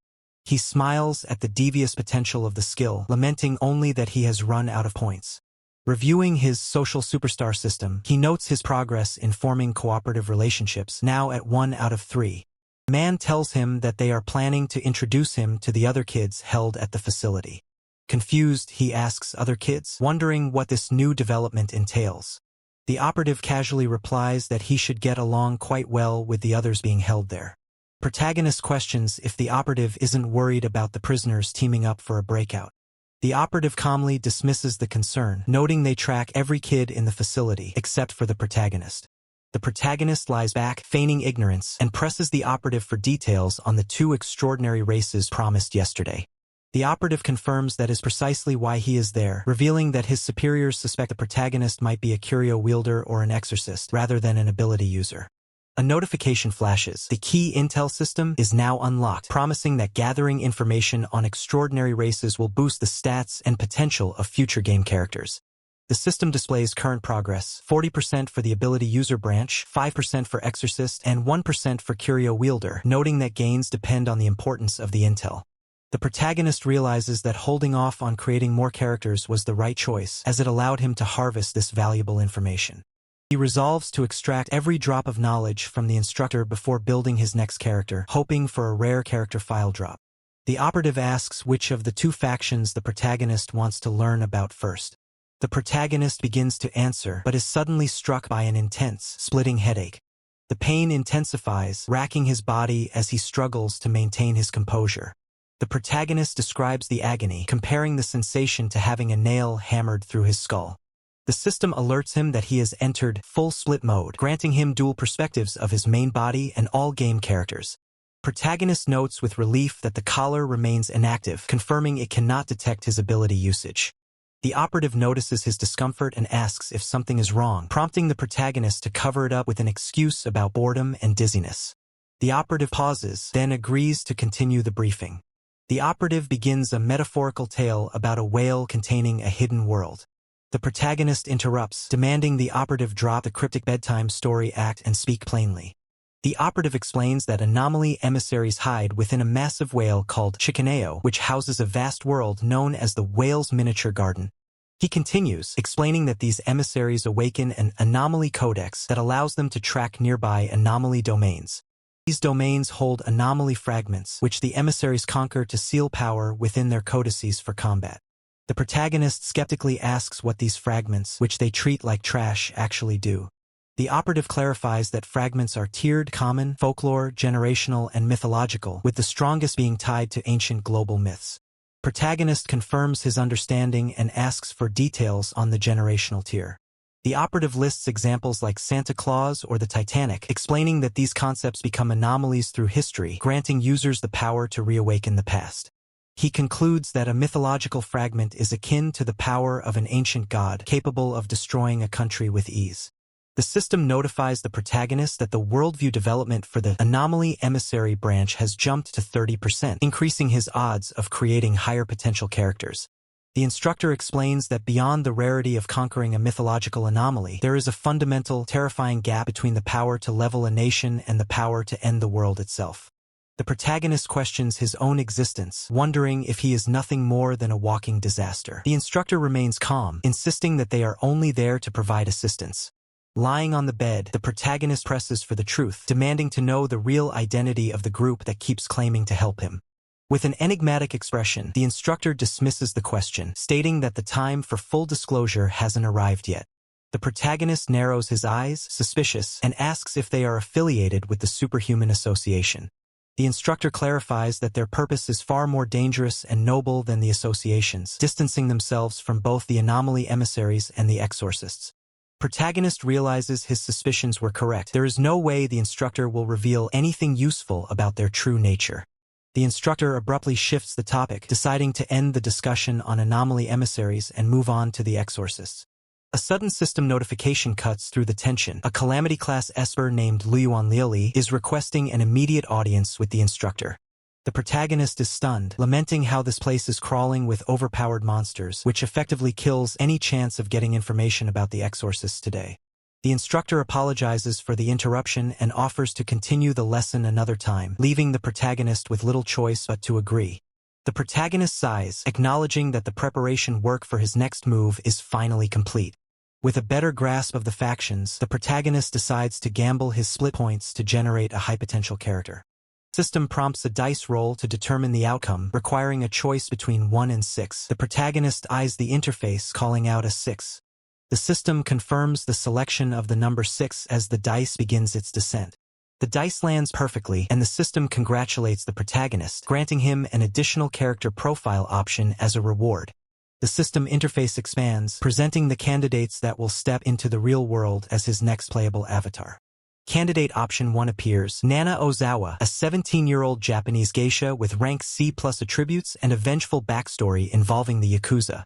Protagonist immediately rejects the option, fearing that inheriting her memories would lead to uncomfortable situations that would compromise his own identity. Candidate option 2 is revealed: Al Pacino, a 25-year-old male anomaly emissary, though his base attributes are disappointingly low. A sudden, blaring warning alert flashes across the interface, catching the protagonist off guard. Multiple warning boxes saturate the screen, signaling a critical system error or status change. The system displays the protagonist and his avatar, highlighting the dangerous nature of his growing influence as he becomes the final boss. The system warns that full split mode is active, creating another character will tear his consciousness across 3 bodies, urging him to reconsider. The protagonist scoffs at the warning, declaring that if he cannot handle splitting his mind 3 ways, he has no hope of escaping this hell or achieving his revenge. His golden eyes ignite with raw, focused energy as he prepares to push his limits and manifest his power. Energy surges around him, the digital environment reacting to his immense, rising pressure. The protagonist remains undeterred, focusing his intent on the 3rd character profile, hoping for a viable candidate with decent stats. System notification flashes, revealing that a rare exorcist-type character has been generated. Main protagonist stares in disbelief, questioning his own luck at stumbling upon such a rare race. The system interface pulses with energy as the profile for character number 3 begins to materialize, locking onto the new data. The profile confirms the identity, Xia Pingzhou, a 19-year-old male of the exorcist race. Main protagonist prepares to assimilate this new power. Detailed stats emerge, strength D, speed and spirit at C++. As an exorcist, Xia Pingzhou utilizes a heaven drive crystallized from his soul, currently contracted with a shadow demon. A spectral scroll ignites with golden flames before main protagonist, signaling the initiation of the demonic contract. The scroll burns, its surface covered in cryptic, ancient text, sealing the pact between the user and the demon. With the contract finalized, the system confirms Xia Pingzhou is now ready to debut in the real world as the 2nd playable character. 2 growth paths appear, Frenzy or Righteous Exorcist. Main protagonist dismisses the 2nd option entirely, opting for the 1st path. The system confirms the selection of Blood Hunt. A unique training system is immediately generated to accommodate the new character's growth. System processes the data, working to make Xia Pingzhou's sudden appearance in the real world seem completely reasonable. Coordinates are set for Tokyo, Japan. The final countdown begins as main protagonist prepares for the transition. The city of Tokyo comes into view at 7:30 a.m., a sprawling metropolis waiting for the arrival of the new player. Main protagonist stands before the Tokyo Tower, finally arriving in the city that will host his next trial. The system initiates the download of Xia Pingzhou's memories, warning main protagonist to prepare for the surge of information. The memory transfer finishes. Main protagonist clutches his head, feeling the heavy weight of the new persona's past. He grimaces, noting that the sensation of inheriting these memories feels exactly the same as the first time. Xia Pingzhou's history unfolds. A veteran of 2 years who retired after his team was slaughtered by a fellow exorcist known as Red Light. Tragedy struck again when his family was murdered by Jack the Ripper, turning Xia Pingzhou's life into a singular quest for revenge. Xia Pingzhou tracked the culprit to the White Crow Brigade, a ruthless bandit crew. He managed to contact their captain to infiltrate the organization. Main protagonist sighs, realizing he has inherited yet another character burdened by a lifetime of grudges. He delves deeper into the inherited knowledge, noting that Xia Pingzhou's powers are derived from 4 specific chess pieces. The pieces King, Queen, Pawn, and Rook are identified as the source of his tactical combat abilities. Each piece acts as a summonable unit brought into reality and bound to the user's absolute command. Heaven Drive functions as the core, allowing the exorcist to sign contracts with demons that merge directly into the weapon's components. Xia Pingzhou's awakening was a world-shattering event with a power rating of double S rank, a feat nearly unheard of. Main protagonist analyzes his own limitations, acknowledging that his previous build lacked the frontline power needed for direct combat. He prepares to examine the skill tree, hoping to find the offensive capabilities he desperately needs. The skill tree reveals 3 branches: Swarm for recruiting soldiers, Bravery for evolution, and Soul for demon hunting. Main protagonist studies the options, noting the chess piece evolution and the powerful demon hunter traits. Walking through the quiet streets of Tokyo, main protagonist realizes the potential of this pure summoner build. Main protagonist pauses as his phone pings, a notification flashing on the screen that demands his immediate attention. The message confirms his suspicions. It is a directive from the White Crow Brigade. Today is the day he must initiate contact with them. The objective clear, main protagonist decides it is time to make his move. He arrives at a bustling tavern, surprised by the sheer stamina of the patrons who have been drinking since the previous night. He locates the target room, Room 03, where the White Crow Brigade high-priority targets of the Ability Users Association are hiding. Main protagonist steals his nerves. He only needs this current identity to survive long enough to execute his larger plans. His hand reaches out and firmly grasps the handle, ready to confront the group inside. As the door swings open, main protagonist is met with an unexpected sight that catches him off guard. Standing before him is a woman in a traditional kimono, her piercing red eyes locking onto his own. Her intense gaze suggests she is far more than a simple bystander. Main protagonist steps into the room, coming face to face with the woman who seems to be guarding the inner sanctum. She eyes him coldly, questioning if he is the new recruit they were expecting. Main protagonist maintains his composure, confirming her query with a brief, guarded response. A voice from the shadows calls out, asking if they have finally received a guest. Woman leads main protagonist deeper into the room where the others are waiting. Alan's remarks that main protagonist matches his profile perfectly, noting that the boss is keen to test his capabilities. Alan's introduces himself as number 11 of the troop, inviting main protagonist to do the same. The figure known as Robert, or Radish, number 7 of the troop, chimes in with his own casual introduction. The woman remains silent, her glowing eyes fixed on main protagonist as if weighing his worth. Suddenly, she manifests a surge of energy, her hand glowing with a dangerous, ethereal power. Energy coalesces into a sharp, magical construct tearing through the air. The woman unleashes the attack, the room flooding with a menacing crimson aura. Main protagonist doesn't flinch, calmly stating his name and his intent to claim the number 12 position. Alan smiles, checking his watch and agreeing that it is finally time to get moving. He drops a set of cards on the table, signaling that there is one final task to handle before they depart. Alan's reveals that the boss has ordered them to eliminate everyone in the bar, as their plans clash with the upcoming auction schedule. Protagonist stares intently, questioning if his initiation test truly requires him to slaughter everyone present. A mechanical device floats beside his handler, who calmly dismisses the concern, suggesting that if the protagonist is as skilled as the boss believes, he should find the most efficient way to finish the job. The protagonist eyes the strange slot machine, wondering what kind of ability it truly possesses. His partner reaches out to pull the lever, claiming he will spin it to save them both some unnecessary effort. The machine whirs to life, its red eyes glowing with a menacing intensity as it begins to spin. The reels click into place, revealing a sequence of rocket icons. His partner offers a slight, knowing smirk, noting that the result is certainly flashy. Portal of pure light erupts, and his partner signals for the protagonist to move. The protagonist watches in silence, realizing he is witnessing a teleportation ability in action. His partner warns him that they will be caught in the blast if they don't evacuate immediately. With a shove, his partner urges the protagonist forward, promising they are heading somewhere fun. Protagonist pauses, questioning if the plan to eliminate everyone in the bar has been abandoned. His partner looks back, feigning confusion as if he has no idea what the protagonist is referring to. His partner drops the act, coldly stating that everyone back there is already dead. The machine begins to dismantle itself, gears and plating falling away as it prepares for the next phase. A blinding surge of energy erupts from the core of the device. The mechanical components are blasted outward by the sheer force of the manifestation. The device reconfigures into a lethal rocket crackling with unstable energy. Protagonist watches the transformation, finally understanding the true nature of the ability. The rocket launches, leaving no doubt that nothing in the bar could have survived the strike. The protagonist realizes the destruction was total, extending well beyond the bar into the surrounding residential area.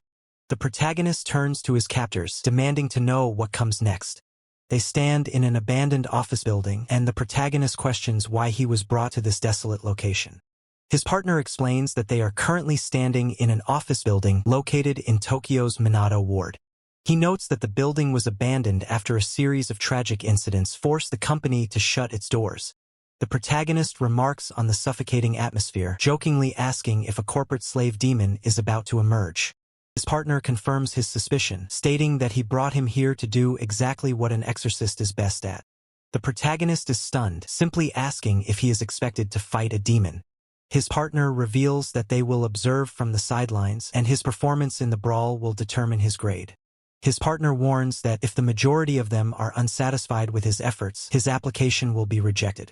The pressure mounts as he is warned that failure to satisfy the majority will result in his immediate termination. His gaze sharpens. The challenge has arrived, and he is expected to face it head-on. A system prompt flashes. Main Quest 1 is active. He has no choice but to accept this initiation test. The calm demeanor, main protagonist decides to dive straight into the fray. A bizarre, monstrous entity emerges, screeching about taking time off. The wage slave demon appears, clutching a coffee mug and a keyboard, obsessed with KPIs. Main protagonist stands his ground, facing the creature alone. Observers watch from above as the wage slave demon is introduced. Blue Arc explains that the creature is an anomaly, born from the bitter resentment of 2 deceased employees. The observers remain skeptical, noting that they have never encountered such a demon before. Main protagonist notes the overwhelming sorrow radiating from the entity. Wage slave demon laments the tragedy of eternal overtime and keyboard-wielding labor. Main protagonist prepares for battle, summoning chess pieces to his side. The wage slave demon swings its massive keyboard, demanding a pay raise. Main protagonist recalls how to properly utilize the chess pieces. He crushes the piece, triggering a burst of energy. Wage slave demon lunges, but main protagonist is ready. A powerful impact rocks the arena as the collision occurs. The wage slave demon questions the sudden resistance, still fixated on overtime. Main protagonist realizes the mechanics of his power. The king piece manifests, granting him immunity to all attacks. Blue Arc watches, intrigued by the fascinating innate drive main protagonist displays. The observer admits she has never seen a technique like this before. The mysterious entity notes the troop leader's keen interest in main protagonist. Wage slave demon continues its relentless assault, screaming about overtime. Blow after blow lands, but main protagonist remains unharmed behind his shield. Main protagonist stands unmoved, declaring the demon's efforts useless. Blue Arc observes the battlefield, impressed by the effectiveness of the ability. Battlefield crackles with tension as the spectral, crown-wearing figure looms over the monster, its presence demanding absolute submission. Driven by a frantic, repetitive compulsion, the multi-eyed creature lunges forward with a desperate strike. System notification. A new piece, the pawn, has been manifested. It is an average combatant, lacking finesse but capable of overwhelming foes through sheer numbers. A shadow-cloaked entity emerges, its red eyes burning with a menacing, predatory hunger. The multi-eyed creature initiates a brutal attack, hoping to overwhelm the shadow-cloaked entity with its relentless, frantic assault. With a swift, decisive motion, the shadow-cloaked entity counters the strike, leaving the multi-eyed creature reeling from the impact. The multi-eyed creature remains fixated on its objective, driven by the same maddening, repetitive command. Debris scatters across the floor as the combatants clash, the structural integrity of the area failing under the intensity of their exchange. Main protagonist watches the skirmish intently, noting that even a basic pawn possesses significant tactical potential when pitted against a demon of this caliber. System prompt. Another basic piece has been manifested, the rook, signaling a shift in the tide of battle. Main protagonist observes as the rook readies its devastating cannonball attack, though he notes the tactical limitation of its reload time. A brilliant flash of golden energy erupts as the rook unleashes its heavy artillery. The multi-eyed creature is caught directly in the blast, unable to evade the sheer destructive force of the rook's shot. Main protagonist watches the explosion unfold, the aftermath leaving the environment in ruins. The multi-eyed creature collapses, its body racked with pain as the damage takes its toll. Main protagonist holds the glowing piece, satisfied that he has gathered enough resources for now. System prompt. The queen piece has been successfully manifested. The queen appears, a lethal, agile warrior dual-wielding daggers, her combat prowess far exceeding the other basic pieces. The queen's piercing gaze locks onto the target, her cold demeanor reflecting her deadly efficiency. With lightning speed, the queen dashes across the battlefield, closing the distance to the multi-eyed creature. Multi-eyed creature attempts a desperate counterpunch, but its movements are sluggish compared to its opponent. The queen effortlessly pivots, weaving around the incoming strike with grace and precision. Stunned by the evasion, the multi-eyed creature falters, its repetitive routine finally broken. Queen readies her final strike, her blades poised to deliver a lethal blow. With a flurry of slashes, the queen cuts down the demon. System prompt. C-rank demon slain, Saint of the Wild Hunt quest updated. The remnants of the creature dissolve into nothingness, its existence finally extinguished. Main protagonist ponders the queen's specialized assassin build, wondering if his system has miscalculated the standard chess rules. Turning his attention to the observers, main protagonist asks if he has finally proven himself worthy of joining their group. Observers confer, expressing their amusement at his unique exorcist abilities and voting in his favor. A mysterious figure remains skeptical, noting that despite his potential, main protagonist is still far too weak to survive in their world. A mysterious figure remains skeptical, noting that despite his potential, he is still far too weak to survive in their world. One of the members suggests they could simply vote against his inclusion. Another member dismisses the need for a vote, coldly suggesting that if they find him unsuitable, they can just eliminate him. He stands amidst the chaos, his journey toward becoming the ultimate boss just beginning. The group discusses their cold approach, with one member stating that if they do not like the newcomer, they will simply kill him. The others agree, acknowledging the brutal logic. He realizes the true nature of the people he is dealing with, his expression hardening in shock and disbelief. One of the senior members steps in, telling the others to stop intimidating the newcomer and officially welcomes him to the brigade. The member in the red kimono approaches, holding out a mysterious offering and claiming it is a gift from the captain. He eyes the offering with caution, clearly wondering what kind of gift would be presented to him under these circumstances. The member in the red kimono confirms it is indeed a gift, her movements fluid as she prepares to bestow the mark upon him. A dark, spectral crow manifests, latching onto him and leaving a mark that pulses with ominous energy. The member in the red kimono explains that this mark signifies his induction, noting she chose to have hers placed on her shoulder. The mark begins to settle, the fabric of her kimono rustling as the ritual nears its completion. The crow suggests placing the mark on the back of his hand, its red eyes glowing with a sinister intent. He accepts the placement, and the mark flares to life with a blinding, golden intensity. The senior member welcomes him as the 12th member of the brigade, noting that the final slot has finally been filled. He gasps as the system processes his new status. System prompt appears. Main Quest 1 is complete. He has successfully passed the entry assessment and earned his rewards.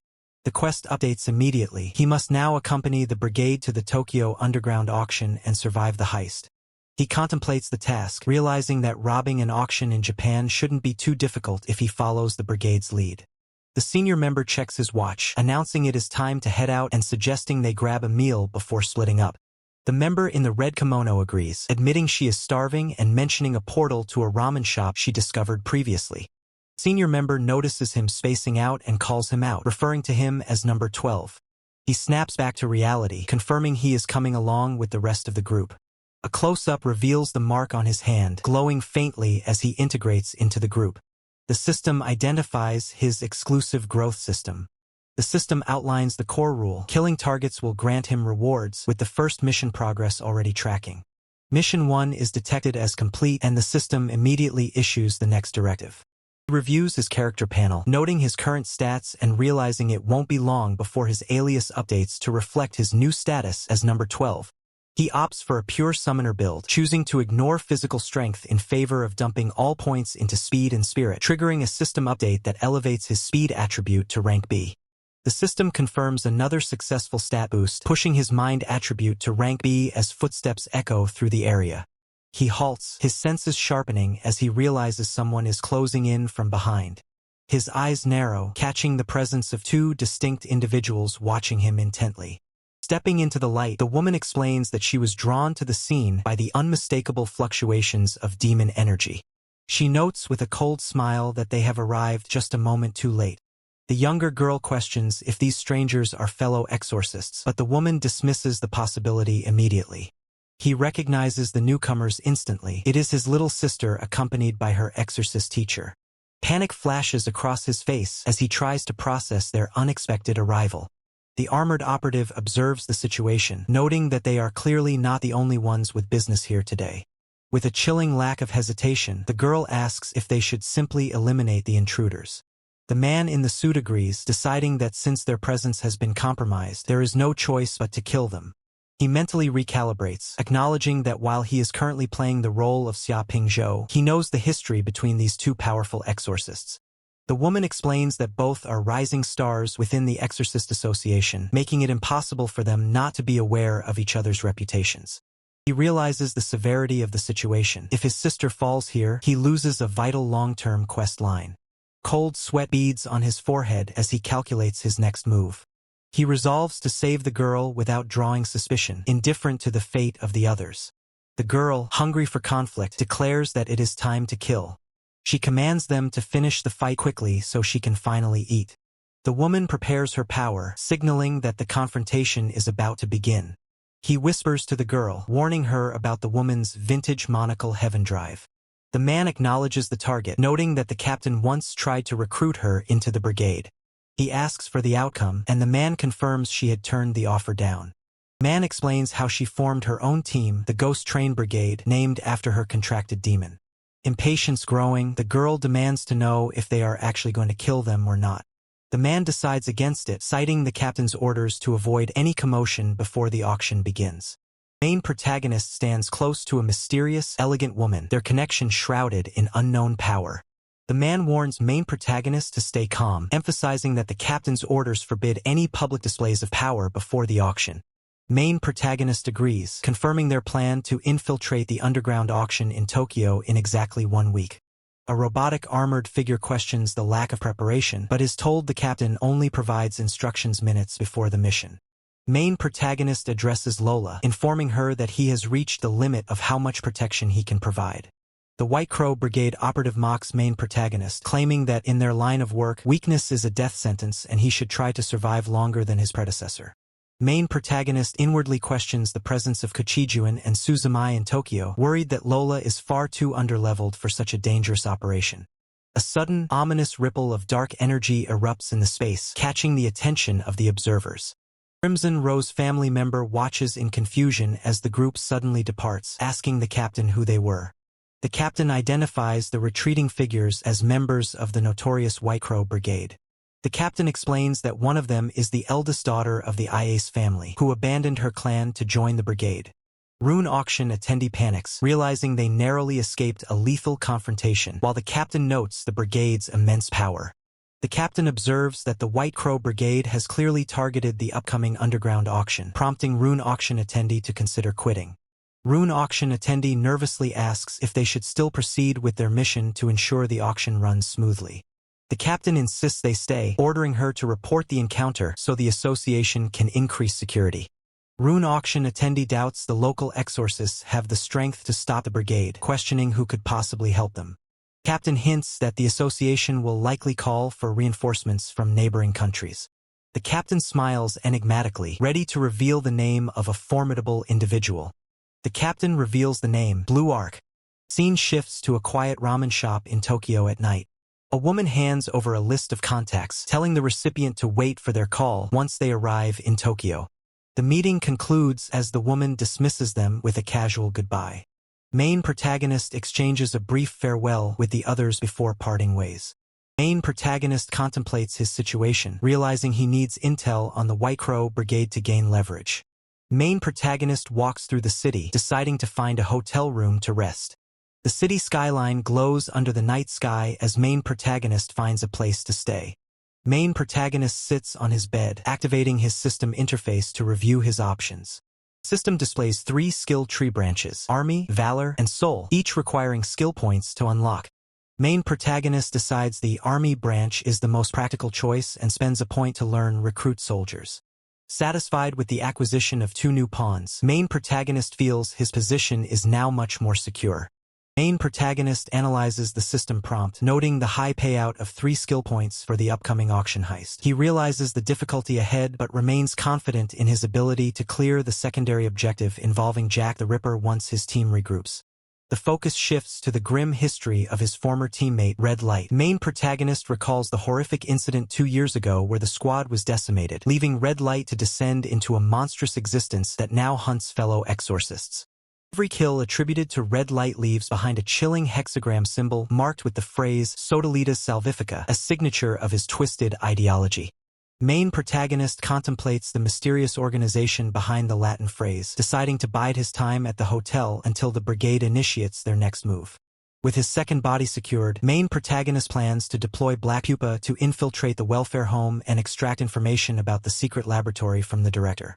A system notification confirms the completion of Main Quest 3, rewarding him with vital points as he delves deeper into the secrets surrounding Suzumai. The system updates his objectives, pushing him to forge a cooperative relationship with the Ghost Train Brigade to expand his reach within the Exorcist Association. Main protagonist reflects on the unexpected turn of events that allowed him to bypass his original plan of tailing Suzumai, effectively using his secondary character to progress his main goals. He allocates his hard-earned points into speed, simultaneously unlocking the restraint suppression skill, which grants him the power to temporarily dampen the abilities of extraordinary beings. The system unveils ability theft, a powerful skill that enables him to steal and store the powers of others. Main protagonist regrets not prioritizing this branch sooner. A new system hint appears. He needs 9 split points to manifest another character in the real world. Main protagonist wonders if managing multiple bodies will eventually shatter his psyche. Event cards for the city are now unlocked, turning his reality into an interactive game. Main protagonist is intrigued by the addition of side quests. His eyes widen in realization as the event marker points to a location from his past. The marker directs him to the Welfare Home's library, a place he thought he knew inside and out. He recalls the forbidden basement, an area that remained perpetually sealed throughout his childhood. Main protagonist recounts the time he tried to breach the iron door, only to be caught and punished by the director with 3 days of isolation in the attic. The director had dismissed his curiosity, claiming the basement was merely a dangerous, long-forgotten wartime bomb shelter filled with filth. Doubts begin to surface. Main protagonist is struck by a terrifying possibility. He fears that the iron door is the entrance to the laboratory and that his real body has been held captive there since the beginning. Back in reality, main protagonist welcomes his visitor inside his room. The visitor proposes a trip to Tokyo, mentioning that he has already reached out to Xiaomai, who declined the invitation, and now he is asking main protagonist to join him instead. Main protagonist agrees immediately, secretly aware that his little sister is already in Japan, hiding her true intentions from everyone. He suggests checking if their father wants to join the trip as well, keeping the facade of a normal family gathering. A quick check of his phone confirms the news. Their father has agreed to accompany them to Japan. With the plan set, Blue Arc commits to booking the tickets for their journey. Blue Arc contemplates the situation, noting that the UN has deployed the Rainbow Wing to deal with Ghost Bell, making his temporary departure from the city relatively safe. He expresses his reluctance to cooperate with the Japanese Exorcist Association, but acknowledges it is a necessary step to ensure the auction proceeds without interference. The main protagonist focuses his intent. The welfare home takes priority, and locating the secret lab is paramount. The city skyline is suddenly drenched in a torrential downpour, breaking the calm of the night. The main protagonist leaps across the rainy cityscape, his movements traced by a sinister, dark energy. Puzzled by the sudden shift in weather, the main protagonist wonders why the clear skies turned into a storm so abruptly. He arrives at the Welfare Home Library, an overwhelming sense of dread washing over him as he surveys the facility. A system prompt flares to life. Triggered Long Nation, Legion City's Card Event 1. Explore the basement of the Welfare Home Library. The main protagonist descends into the dark, silent depths of the library, moving toward the hidden entrance. He navigates the narrow aisles, his footsteps echoing against the heavy, ancient shelves. The atmosphere grows heavy as he closes in on his target, every sense heightened. His pulse quickens. He has finally found the hidden door. Shadows coil around him as he stands before the threshold, ready to confront whatever lies behind it. The door is bound by heavy chains. He contemplates if his theory about this place is correct. With a surge of energy, he reaches out to shatter the physical restraints. The iron lock snaps under his power, falling to the floor with a metallic clang. The door creaks open, revealing a dark, stifling space. Inside, a figure sits huddled on the ground, bound by chains in the dim light. His eyes widen in shock. It's Sukian. The system chimes. Completed Card Event 1. Obtained reward. Event card bird in a cage.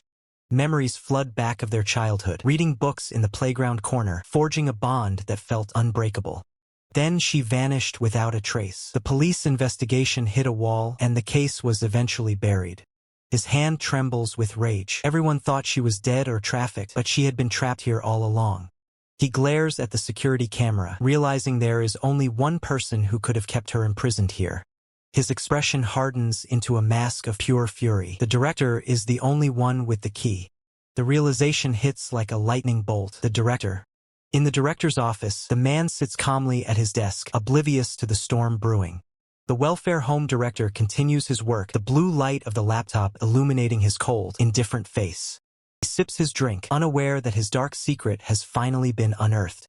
Suddenly, a shadow looms behind him, accompanied by a crack of thunder. The mug shatters against the desk as the director freezes in terror. The main protagonist emerges from the shadows, his dark power choking the life out of the director. The main protagonist towers over the trembling director, his dark energy manifesting as a suffocating grip. He coldly demands to know who abducted the children a month prior, but the man can only stammer in terror. With a predatory glint in his red-rimmed eyes, the main protagonist warns that if the director won't talk willingly, he has plenty of ways to force the truth out. The system activates Restraint Strap Truth, a skill designed to force absolute honesty from its victim. The director, bound by the dark energy, gasps that the kidnappers were completely featureless, their bodies wrapped tightly. The main protagonist presses for more details. The director, weeping, recalls a specific symbol marked on the uniforms hidden beneath their coats. The main protagonist demands to know the nature of that symbol, his focus sharpening as he anticipates a breakthrough. Rain lashes against the building as the main protagonist looms in the shadows, waiting for the final piece of the puzzle. Desperate for mercy, the director begs to be released, promising to draw the symbol himself if only the main protagonist would spare him. Dark tendrils manifest a pen, thrusting it toward the director. The main protagonist is losing his patience. The director shakily sketches a complex hexagram. The main protagonist freezes at the sight of the mark. The Sodalitas Salvifica. The realization hits the main protagonist. The instructors at his facility are tied to this very organization. The main protagonist confronts the director about the erased camera footage from the welfare home, forcing a confession that the director was coerced into the cover-up. The main protagonist sneers, correctly guessing the director was paid off to look the other way. The director admits to taking $200,000 for his silence. Disgust radiates from the main protagonist as he berates the director for selling his humanity for a mere pittance, ignoring the fate of the children.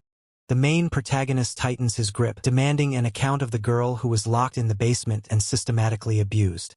The broken director can only whimper and plead for forgiveness, unable to offer any justification for his heinous actions. The main protagonist stares down at him, his expression cold and final. With a hollow tone, he tells the director that he forgives him. A sudden, violent impact silences the director forever. The main protagonist has delivered his version of mercy. The main protagonist mutters that he doesn't hold grudges against the dead, turning away from the carnage. The main protagonist stands as a dark avatar of vengeance, his influence spreading across the world. Heavy rain pours over the city skyline, setting a somber tone for the next phase of the mission. The main protagonist reaches out to Blue Arc, requesting his assistance to cover up the crime scene at the welfare home as a suicide. Blue Arc questions the kill, but the main protagonist insists that once he sees the girl in the basement, he will understand exactly why the director had to die. The main protagonist threatens to expose Blue Arc's identity if he refuses to help, forcing his hand. Blue Arc begrudgingly agrees to investigate, but makes it clear he won't support criminal activity. He's doing this on his own terms. The main protagonist issues final instructions. Ensure the girls are taken care of, given proper therapy, and kept far away from this nightmare. The main protagonist confesses that Blue Arc is the only person in the city he truly trusts, demanding that he be the one to guide the girl back to health. Blue Arc confirms he is heading to the location, and with a final word, the main protagonist hangs up, left standing alone in the rain. The storm rages on, thunder echoing as a chilling message arrives. Wash your neck and wait for me. The armored figure lunges forward with lethal precision, closing the distance in an instant. The main protagonist, bound by heavy chains, watches in horror as the door is breached. The armored figure looms over the main protagonist, the threat escalating as the captive spits out a curse. Bastard! Amidst the downpour, a voice offers a cold sense of relief. It's over now. You're safe. The director won't ever come back.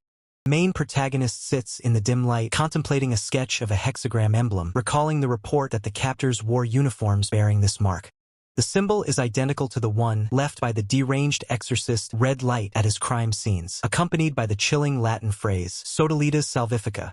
The main protagonist focuses on the intricate details of the mark, searching for a deeper connection. Instructor confirmed he has no ties to the major associations, leading the main protagonist to conclude they must belong to this Sodalitas Salvifica group. His next move is clear: find Red Light. The main protagonist plans to use Restraint Truth to extract secrets from the group, suspecting they have infiltrated the Ability Users Association to move intel so quickly. The main protagonist weighs his options. Helping Gau Kaa climb the ranks of Rainbow Wing might reveal the trail he needs, but managing the various factions is a massive headache. The main protagonist turns his attention to the event card he recently acquired, wondering what it can do. The card Caged Bird appears. It allows him to break free from control-type abilities or be sold for a single skill point. The main protagonist decides to hold onto the card for now, thinking it might be useful in a pinch. Suddenly, a notification alerts the main protagonist to a disturbance involving his real body. Panic sets in as the main protagonist realizes his real body is in danger. Observer looks on, wondering what the instructor is planning next as the main protagonist lies motionless. The main protagonist, resting, snaps at the intruder. "I barely fell asleep and you're already here to ruin my rest. You really don't quit, do you?" The visitor remains silent, looming over the bedside. The visitor delivers a blunt, crushing statement. "Your director is dead." The main protagonist bolts upright, shock evident on his face. "The old director is dead?" Visitor explains that the director committed suicide this morning, according to Blue Arc, and that his past crimes involving an orphan girl have gone public. The main protagonist questions the suicide and immediately asks for the name of the girl who was held captive. The visitor replies with a single name, Soo Kian. The visitor wonders aloud how the truth about the basement was uncovered. The visitor reveals that Blue Arc received an anonymous call from the director himself, but by the time he arrived, the director was already dead. The director had left a confession email on his computer, detailing exactly where to find the girl. The main protagonist smirks, mocking the visitor. "Good big brother, your storytelling's not bad. You really wrapped that up nicely for me." The main protagonist challenges the visitor. "Are you happy about this?" The visitor stares back, his expression unreadable as the tension reaches a breaking point. Visitor stares back with an unreadable expression. As the tension peaks, he locks eyes with the protagonist and coolly asks if he had anything to do with the situation. The protagonist stands beside his companion, their combined presence radiating an aura of absolute dominance. The protagonist laughs it off, retorting that while he would love to take credit, his current confinement makes it impossible for him to do anything. Man in the suit acknowledges the logic, simply remarking that it is a fair point. The protagonist steers the conversation back to the topic at hand, demanding to know when they will discuss the exorcists as promised. The man in the suit pours a drink, noting casually that he has never actually encountered one of those legendary succubi. He explains that the Dragon Country houses the world's most formidable exorcist squad, the Shieji, whose reputation is so terrifying that demons hide in the shadows to avoid them. He reveals that each generation of the Lake Hunt team consists of 4 elites, each backed by ancient, powerful families with bloodlines that command immense respect. The protagonist presses for details, prompting the man to identify the current team captain as Xingshi, famously known by the call sign Lion Dancer. The protagonist asks if that makes him the world's top exorcist, to which the man confirms his status, at least publicly. He describes Xingshi's Heaven Drive, the Southern Sea Flame Qilin, a weapon forged from volcanic glass and ship keels, imbued with 72 fire talismans. The protagonist interrupts to ask who else makes up the ranks of the Lake Hunt team. The man introduces Zhuge Shun, a descendant of the legendary Zhuge family, known throughout the circles as the All-Seeing Man. The protagonist mocks the claim, sarcastically asking if the historical Zhuge Liang was also considered a top-tier exorcist. The man confirms the history, noting that while they weren't called exorcists back then, Zhuge Liang indeed wielded the 7-star lamp. He elaborates that exorcists operate in the shadows, only revealing themselves to purge demons or discipline those who violate ancient codes. The protagonist asks which group, exorcists, ability users, or curio wielders, holds the most potential. The man admits that in the past they would have pointed to curio wielders. He explains that a curio wielder chosen by a mythic vessel effectively gains a portion of a god's power. However, the man notes that the protagonist has blurred that clear-cut answer. He explains that if the protagonist is an exorcist, they take the top spot, but if he is a curio wielder, they claim the title instead. He continues that if the prophecy holds true and the protagonist is an ability user, then they become the group with the highest ceiling. He concludes that the protagonist's existence alone redefines the strongest class in this world. The protagonist remarks that they think highly of him, then challenges them to classify him once they realize he is an ability user, an exorcist, and a curio wielder all at once. The man in the suit ends the session, promising to arrange a meeting between the protagonist, Kong Yuling, and the others in a few days. Protagonist asks if he is serious as the man walks away down the corridor. A system notification triggers, superhuman quest chain activated, reflecting a massive shift in the world's power balance. The protagonist realizes that uncovering world-building secrets grants him points, and he resolves to dig for more information whenever the opportunity arises. Bustling Lijiang Gutumai district looms under a clear sky, setting the stage for the next phase of the investigation. The protagonist sits quietly at his desk, his focus broken by the sudden, sharp chime of an incoming message on his device. A text from his friend pops up, noting that he has been acting like a completely different person lately, a suspicion that hits close to home.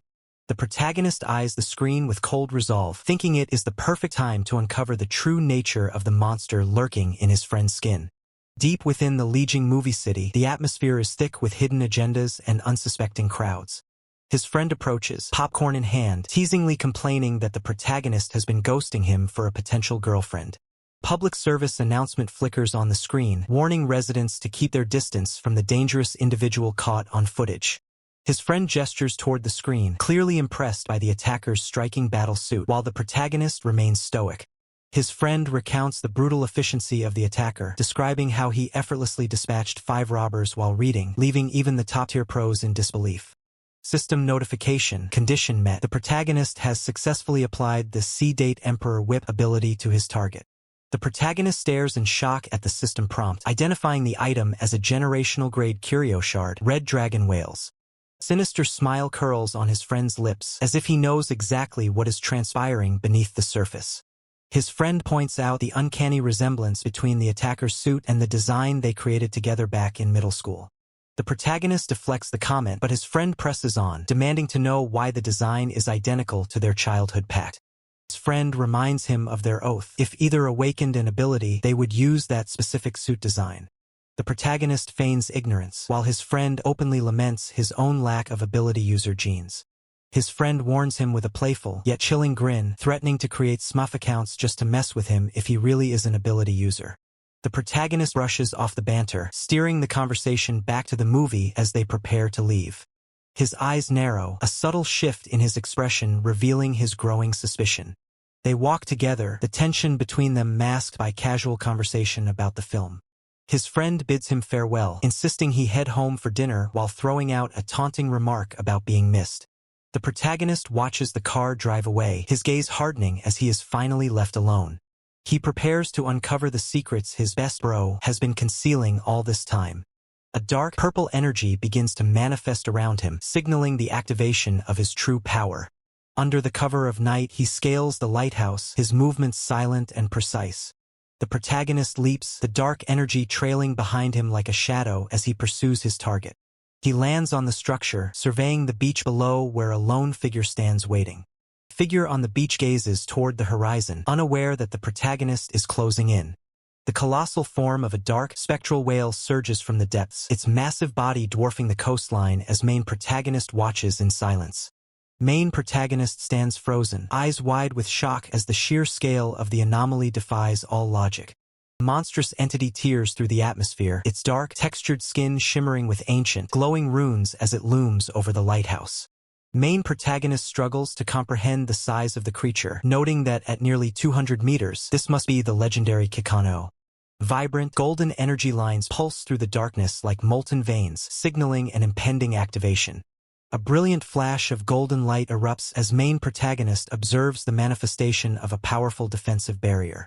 Within the heart of the golden light, a small, cloaked figure stands atop a crystalline platform, surveying the scene. The cloaked figure remains composed, emanating an aura of authority amidst the swirling golden energy particles. The figure turns his gaze, questioning if he is speaking to the member of the royal court squad known as Red Dragon. Main protagonist stands his ground, coolly asking if the old man is the new gatekeeper. The elder ignores the question, stating that the second prince has ordered him back to Whale Garden, as there is something he desires at the upcoming Tokyo auction. Main protagonist sighs, retorting that he only returned because of the second prince's specific request. The elder warns that he has been named as the bodyguard for the event, noting rumors of notorious mad dogs appearing at the auction. With a flick of his finger, the elder interacts with a glowing golden card, manipulating the surrounding magic. A sharp snap of his fingers resonates as the activation command is executed. The golden energy intensifies, causing the surrounding environment to tremble under the weight of the magical pressure. Main protagonist watches from above, noticing the red whale beginning to fade from existence. Main protagonist observes people walking past the anomaly without seeing it, realizing the elder is using a visual blocking ability. Main protagonist questions the involvement of the White Crow Brigade as the situation deepens. The elder confirms the affiliation and urges main protagonist to proceed, as the second prince has been waiting in the palace. A cold, sharp glint appears in his eyes as he lets out a dismissive grunt. A system notification chimes. Main Quest 4 is complete, rewarding main protagonist with stat and skill points. The quest updates, tasking main protagonist to cooperate with Red Dragon as dark energy swirls around his hand. Main protagonist breaks into a cold sweat, wondering if it is too late to quit the brigade. Main protagonist dashes across the beach, noting that his stats are comparable to his father's as he contemplates the upcoming auction. Main protagonist evaluates the power levels, concluding that the target is merely quasi-calamity class and vulnerable to the brigade. Main protagonist feels the weight of his responsibility, frustrated that his second character is already in a precarious position. Main protagonist looks toward the horizon, fearing that the involvement of his family will turn the auction into a chaotic battlefield. Main protagonist sighs, concluding that no matter the outcome, he is facing a terrible deal. The night sky hangs heavy under a crescent moon, leaving main protagonist to stare blankly at the horizon, muttering that he just wants to go home. Main protagonist suddenly leaps through the urban landscape, his movements crackling with dark, volatile energy. He clings to the side of a building, bathed in the glow of his phone, completely isolated from the world below. A notification from Blue Arc flashes on the screen. The girl rescued from the basement is stable and receiving care, and he promises to visit her daily.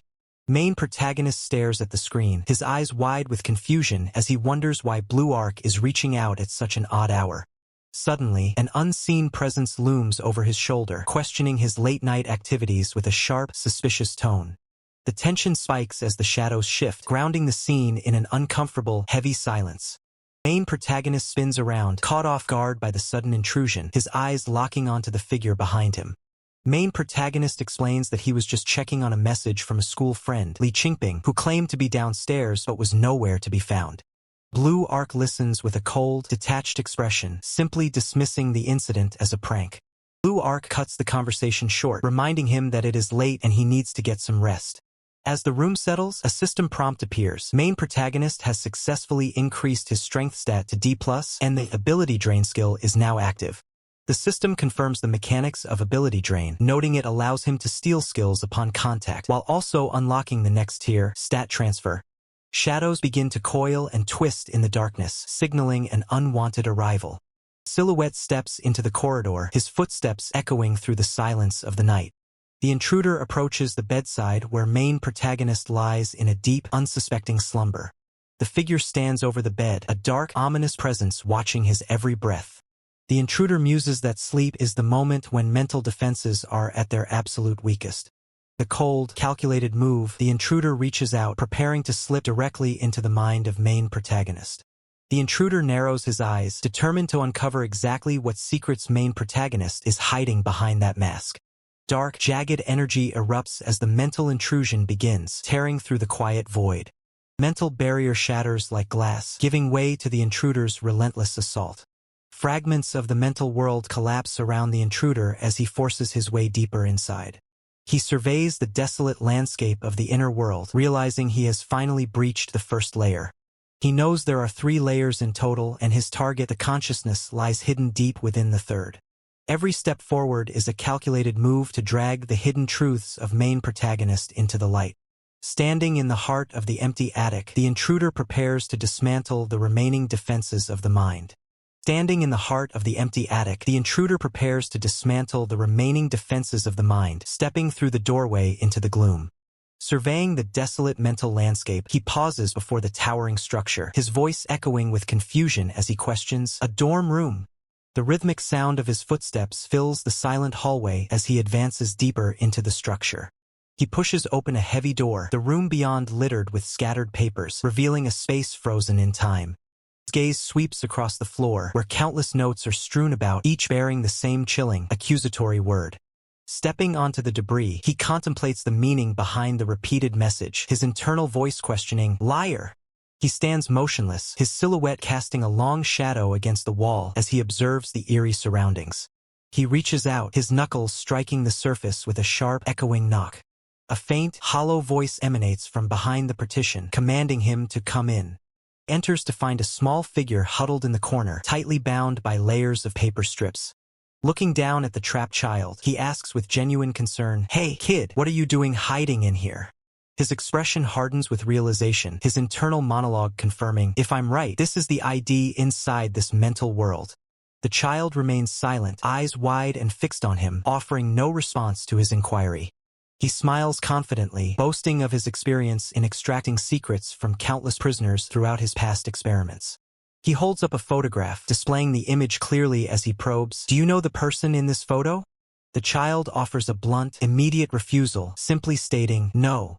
He leans in closer, gesturing invitingly as he asks, "I can take you out of here. Don't you want to leave the closet?" Dark, tendril-like energy surges around him, crackling with volatile power as he attempts to force the child's compliance.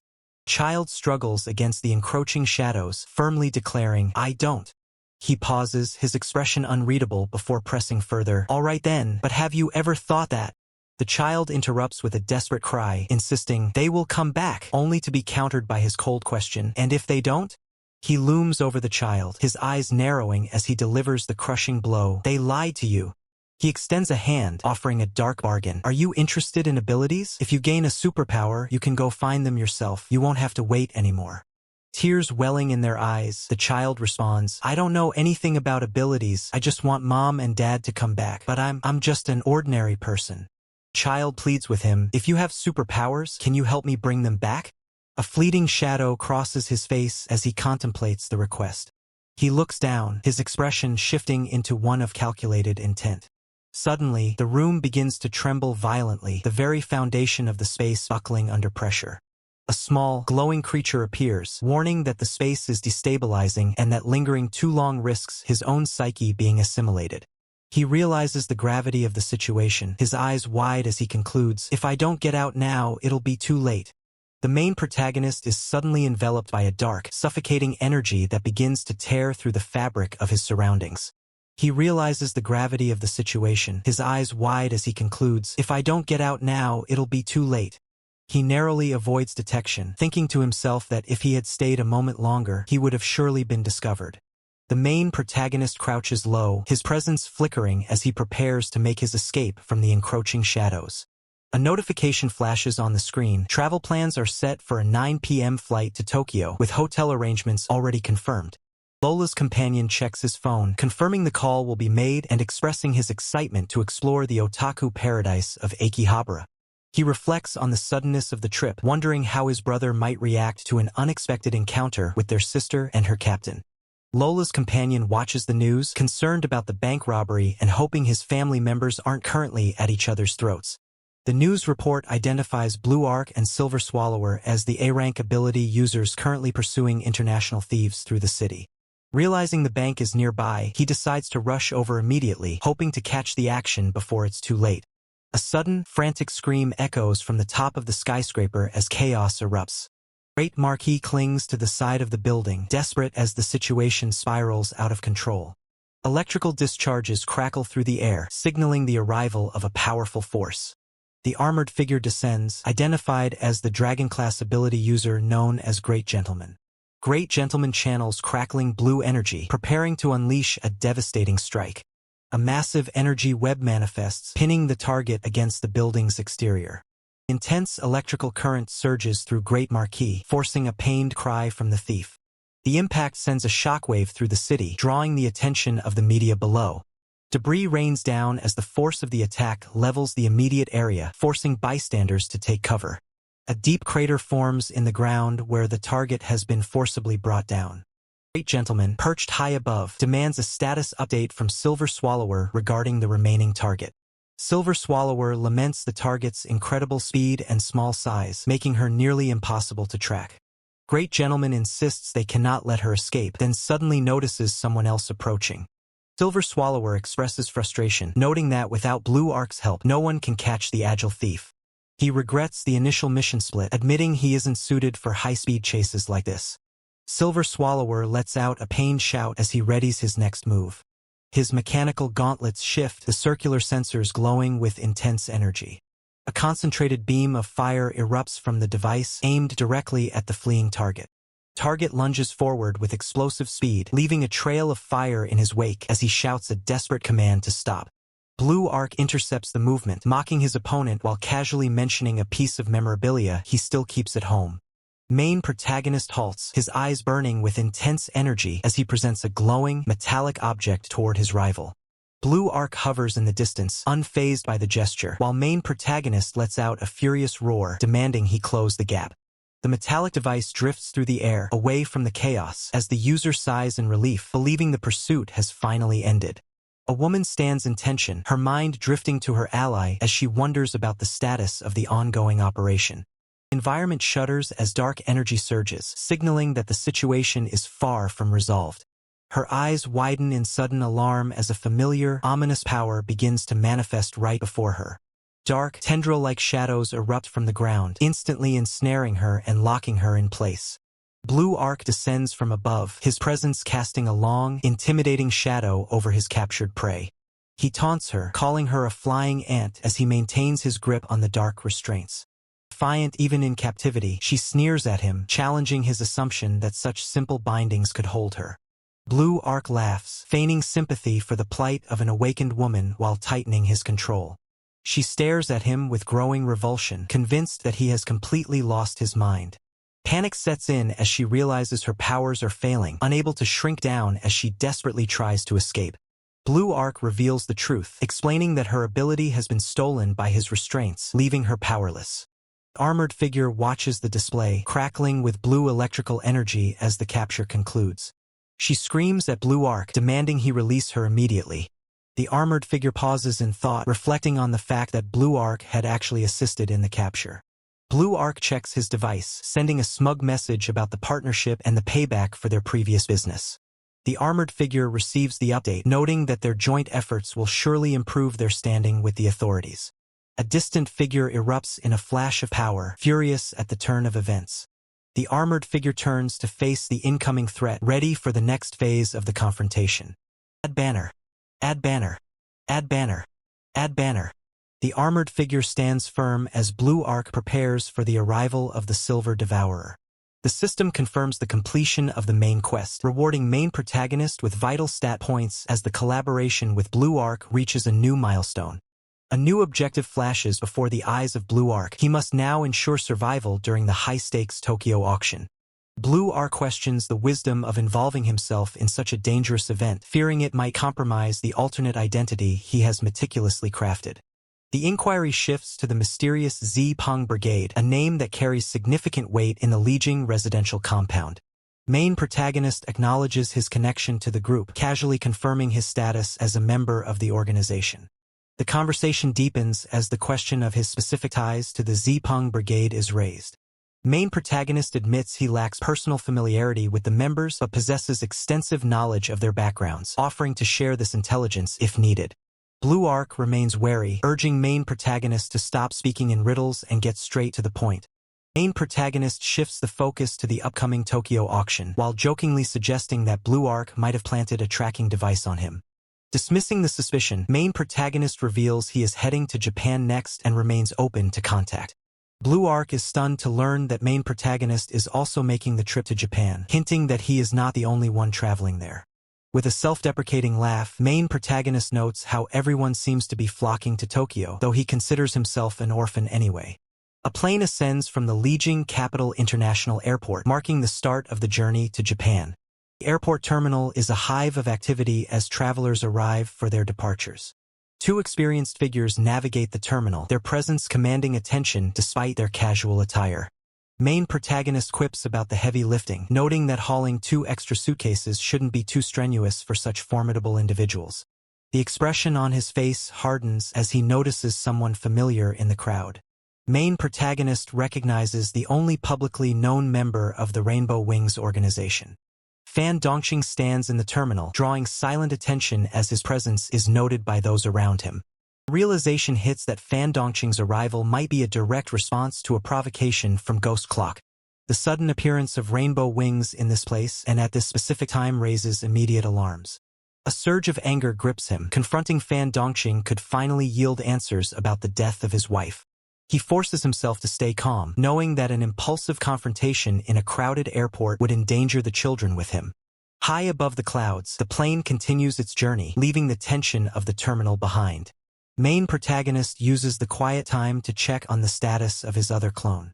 His eyes focus intently, shifting his awareness to monitor the situation elsewhere. The system provides a hint: card events can occur throughout the city, offering unique rewards for those who complete them. Main protagonist reflects on the last 2 days spent waiting in the hotel. Notification alerts him to a card event nearby in Roppongi Minato Ward, just a 10-minute walk away. Communication is established. Ice Origami confirms that number 4 and number 9 will arrive in Tokyo tomorrow, and Xia Pingzhou agrees to the meeting. The main protagonist arrives at the Roppongi Hills Mori Tower, immediately recognizing the iconic giant spider sculpture looming in the night air. The main protagonist reflects on his knowledge of chess-themed abilities, specifically noting the powerful king and queen statues. He focuses on the queen statue, recalling that its unique ability allows it to voidify, becoming intangible to bypass any physical obstruction. Recognizing the tactical versatility of this skill, the main protagonist notes that it functions as a perfect all-purpose tool for both offense and defense. He realizes the true potential of the ability. The voidification effect can be extended to whatever the statue touches, even human targets. Testing the theory, the main protagonist activates the ability, causing the surrounding air to ripple as he prepares to phase through the glass barrier. He successfully phases into the theater, his senses sharpening as a warning sign flares, signaling that he has arrived at the correct location. System notification triggers. Card event number 5 is initiated, identifying the target as the Spider Dancer within the Roppongi EX Theater. Black, viscous webbing erupts across the stage, signaling the arrival of the enemy. New quest appears. The main protagonist must eliminate the spider demon inside the theater within a strict 5-minute limit. The main protagonist pauses, wondering if he triggered the dungeon too early and if there is a way to exploit the game mechanics for double rewards. The creature looms above, its appearance unsettling as it whispers that despite the distance, their hearts are connected. Sensing the danger, the main protagonist decides to test his newly unlocked recruit soldier skill, summoning reinforcements to the battlefield. The main protagonist stands firm as the manifestations of his soldiers emerge, ready to engage the monstrous entity. Violent energy clashes erupt throughout the theater, shaking the foundations as the battle intensifies. With a cold look, the main protagonist points his finger, signaling the start of his assault.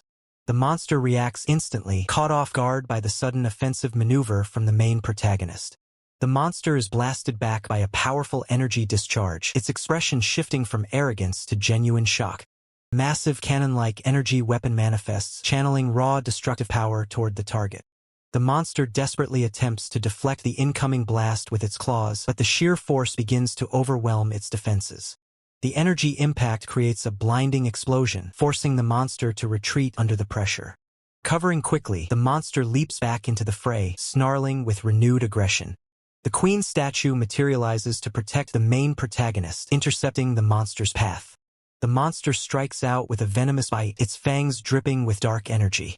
The monster shrieks in frustration as the queen statue stands its ground, parrying the assault. Steel clashes against claw, sending sparks flying as the queen statue holds the line.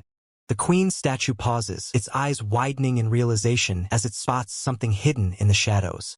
The monster recoils, its gaze locked onto a mysterious cocoon suspended above the battlefield. The main protagonist shouts a command, ordering the queen statue to avoid the cocoon and instead cut the web holding it in place. The queen statue tightens her grip on her blade, her eyes burning with a cold, focused intensity as she prepares to strike.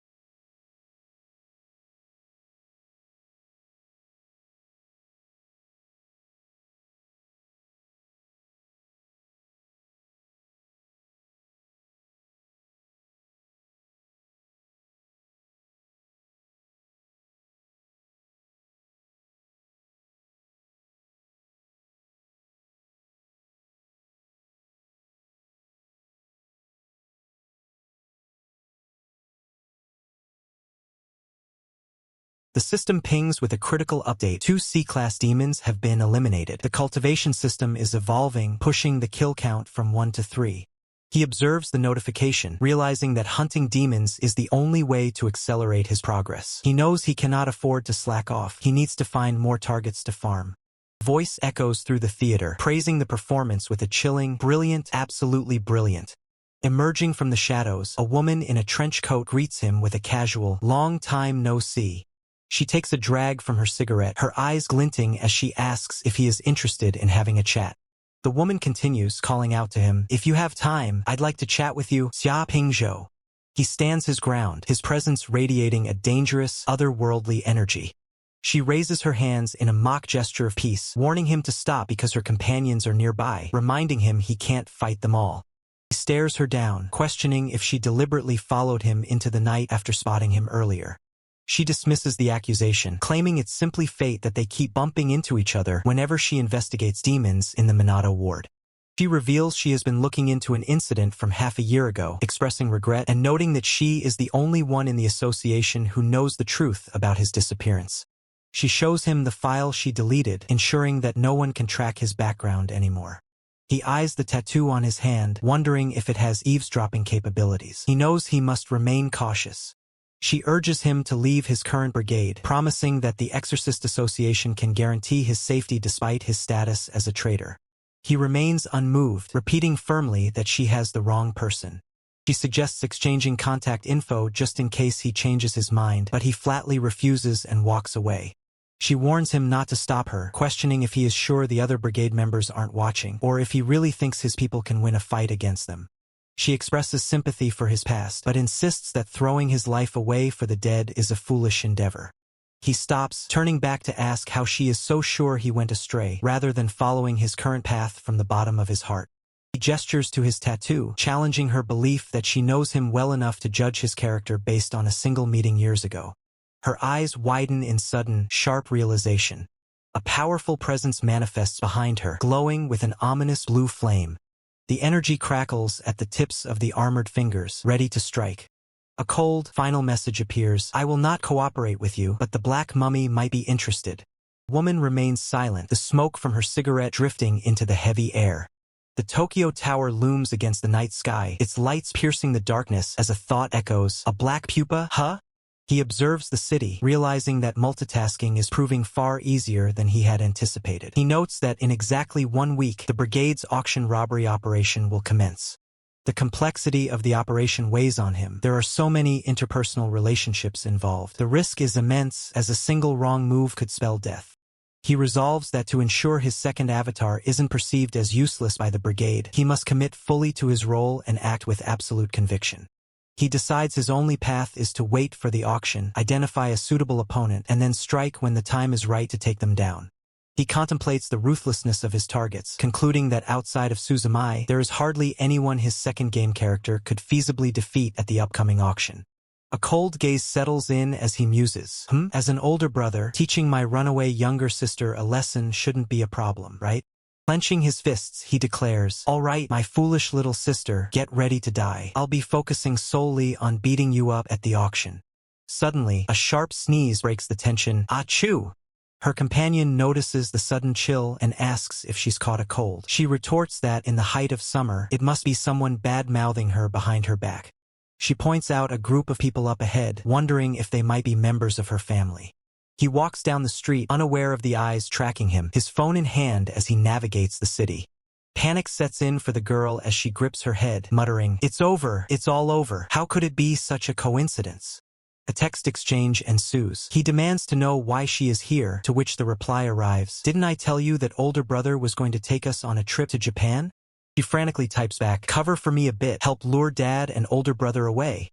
He scowls at the screen, muttering a frustrated "Teh." He turns to the others and says, "Older brother, you and dad go back to the hotel first. I'm hungry. I'm going to find something to eat nearby. I'll call you later." The man warns him, "Go back to the hotel early after eating. It's already late. Don't linger anywhere else. Understood?" He waves back, replying, I know. He approaches a local eatery, the sign glowing invitingly in the night. Inside, they share a meal. He asks, "How did you two end up in Tokyo?" She answers, "I happened to be coming to Tokyo for work, so I brought Mai along." News plays in the background. Blue Ark has arrested the international great thieves Das Honghao and Flying Ant. Currently, the Legion branch of the Superhuman Association has recovered the Tokyo Museum's antique treasures, which will be returned to Japan in the coming days. She muses, "It says Blue Ark, but it shows a picture of Black Bat, but I really don't like Blue Ark either." Her eyes narrow as she murmurs, "Black Bat, huh?" She leans in, adding, "If possible, I'd really like to meet Black Pupa." As the meal arrives, she beams, exclaiming, "Wow, these are all my favorites." Having had his fill, main protagonist stands up, signaling that it is time for him to take his leave. The observer watches in silence as main protagonist walks away, leaving the room behind. She reveals that the association has just confirmed the arrival of Blue Ark in Japan, prompting a question about when they will meet. She points out the suspicious timing of these arrivals, leaving her companion confused. She voices her growing suspicion that the timing between her brother and Blue Ark's arrival is far too coincidental to be random. Caught off guard, her companion asks if she is implying that her own brother is actually Blue Ark.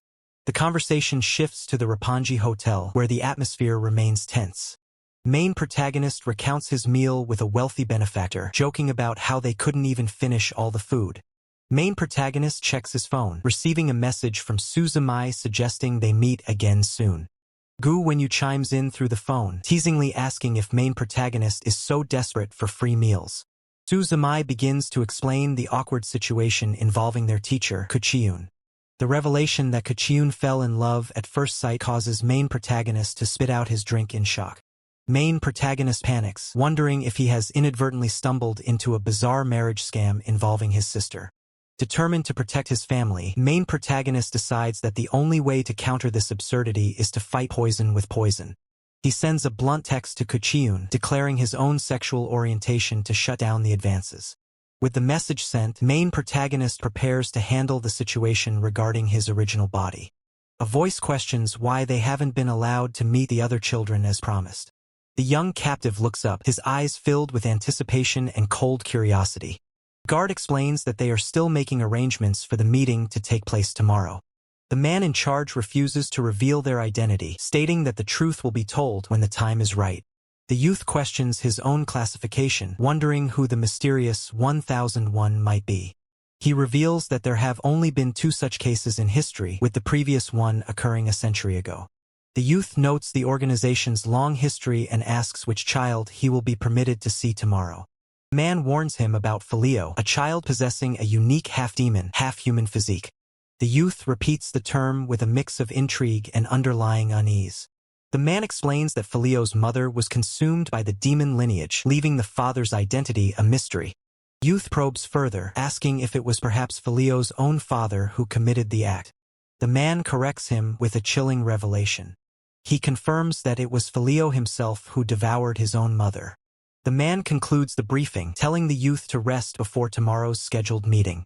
Conversation takes a dark turn as a voice taunts main protagonist, asking if he is truly curious about the fate of the parents who abandoned him. Main protagonist reacts with immediate visceral shock, his eyes widening as he realizes that those 2 individuals are somehow still alive. The taunting continues, with the speaker promising that they will reveal the truth about his parents the next time they cross paths. Main protagonist stands in silence, his expression hardening into a mask of cold, focused determination as he processes the revelation. System notification pulses into view, confirming that the worldview development progress for the Exorcist branch has climbed from 55% to 60%. A sudden, sharp realization flashes in his eyes, as if a missing piece of the puzzle has finally clicked into place. Lying in bed, main protagonist is jolted by a sudden, urgent warning that a critical situation has erupted on Blue Ark's side. As the atmosphere turns suffocating, a monstrous, shadowy entity with glowing red eyes looms over Blue Ark, signaling an imminent and lethal threat.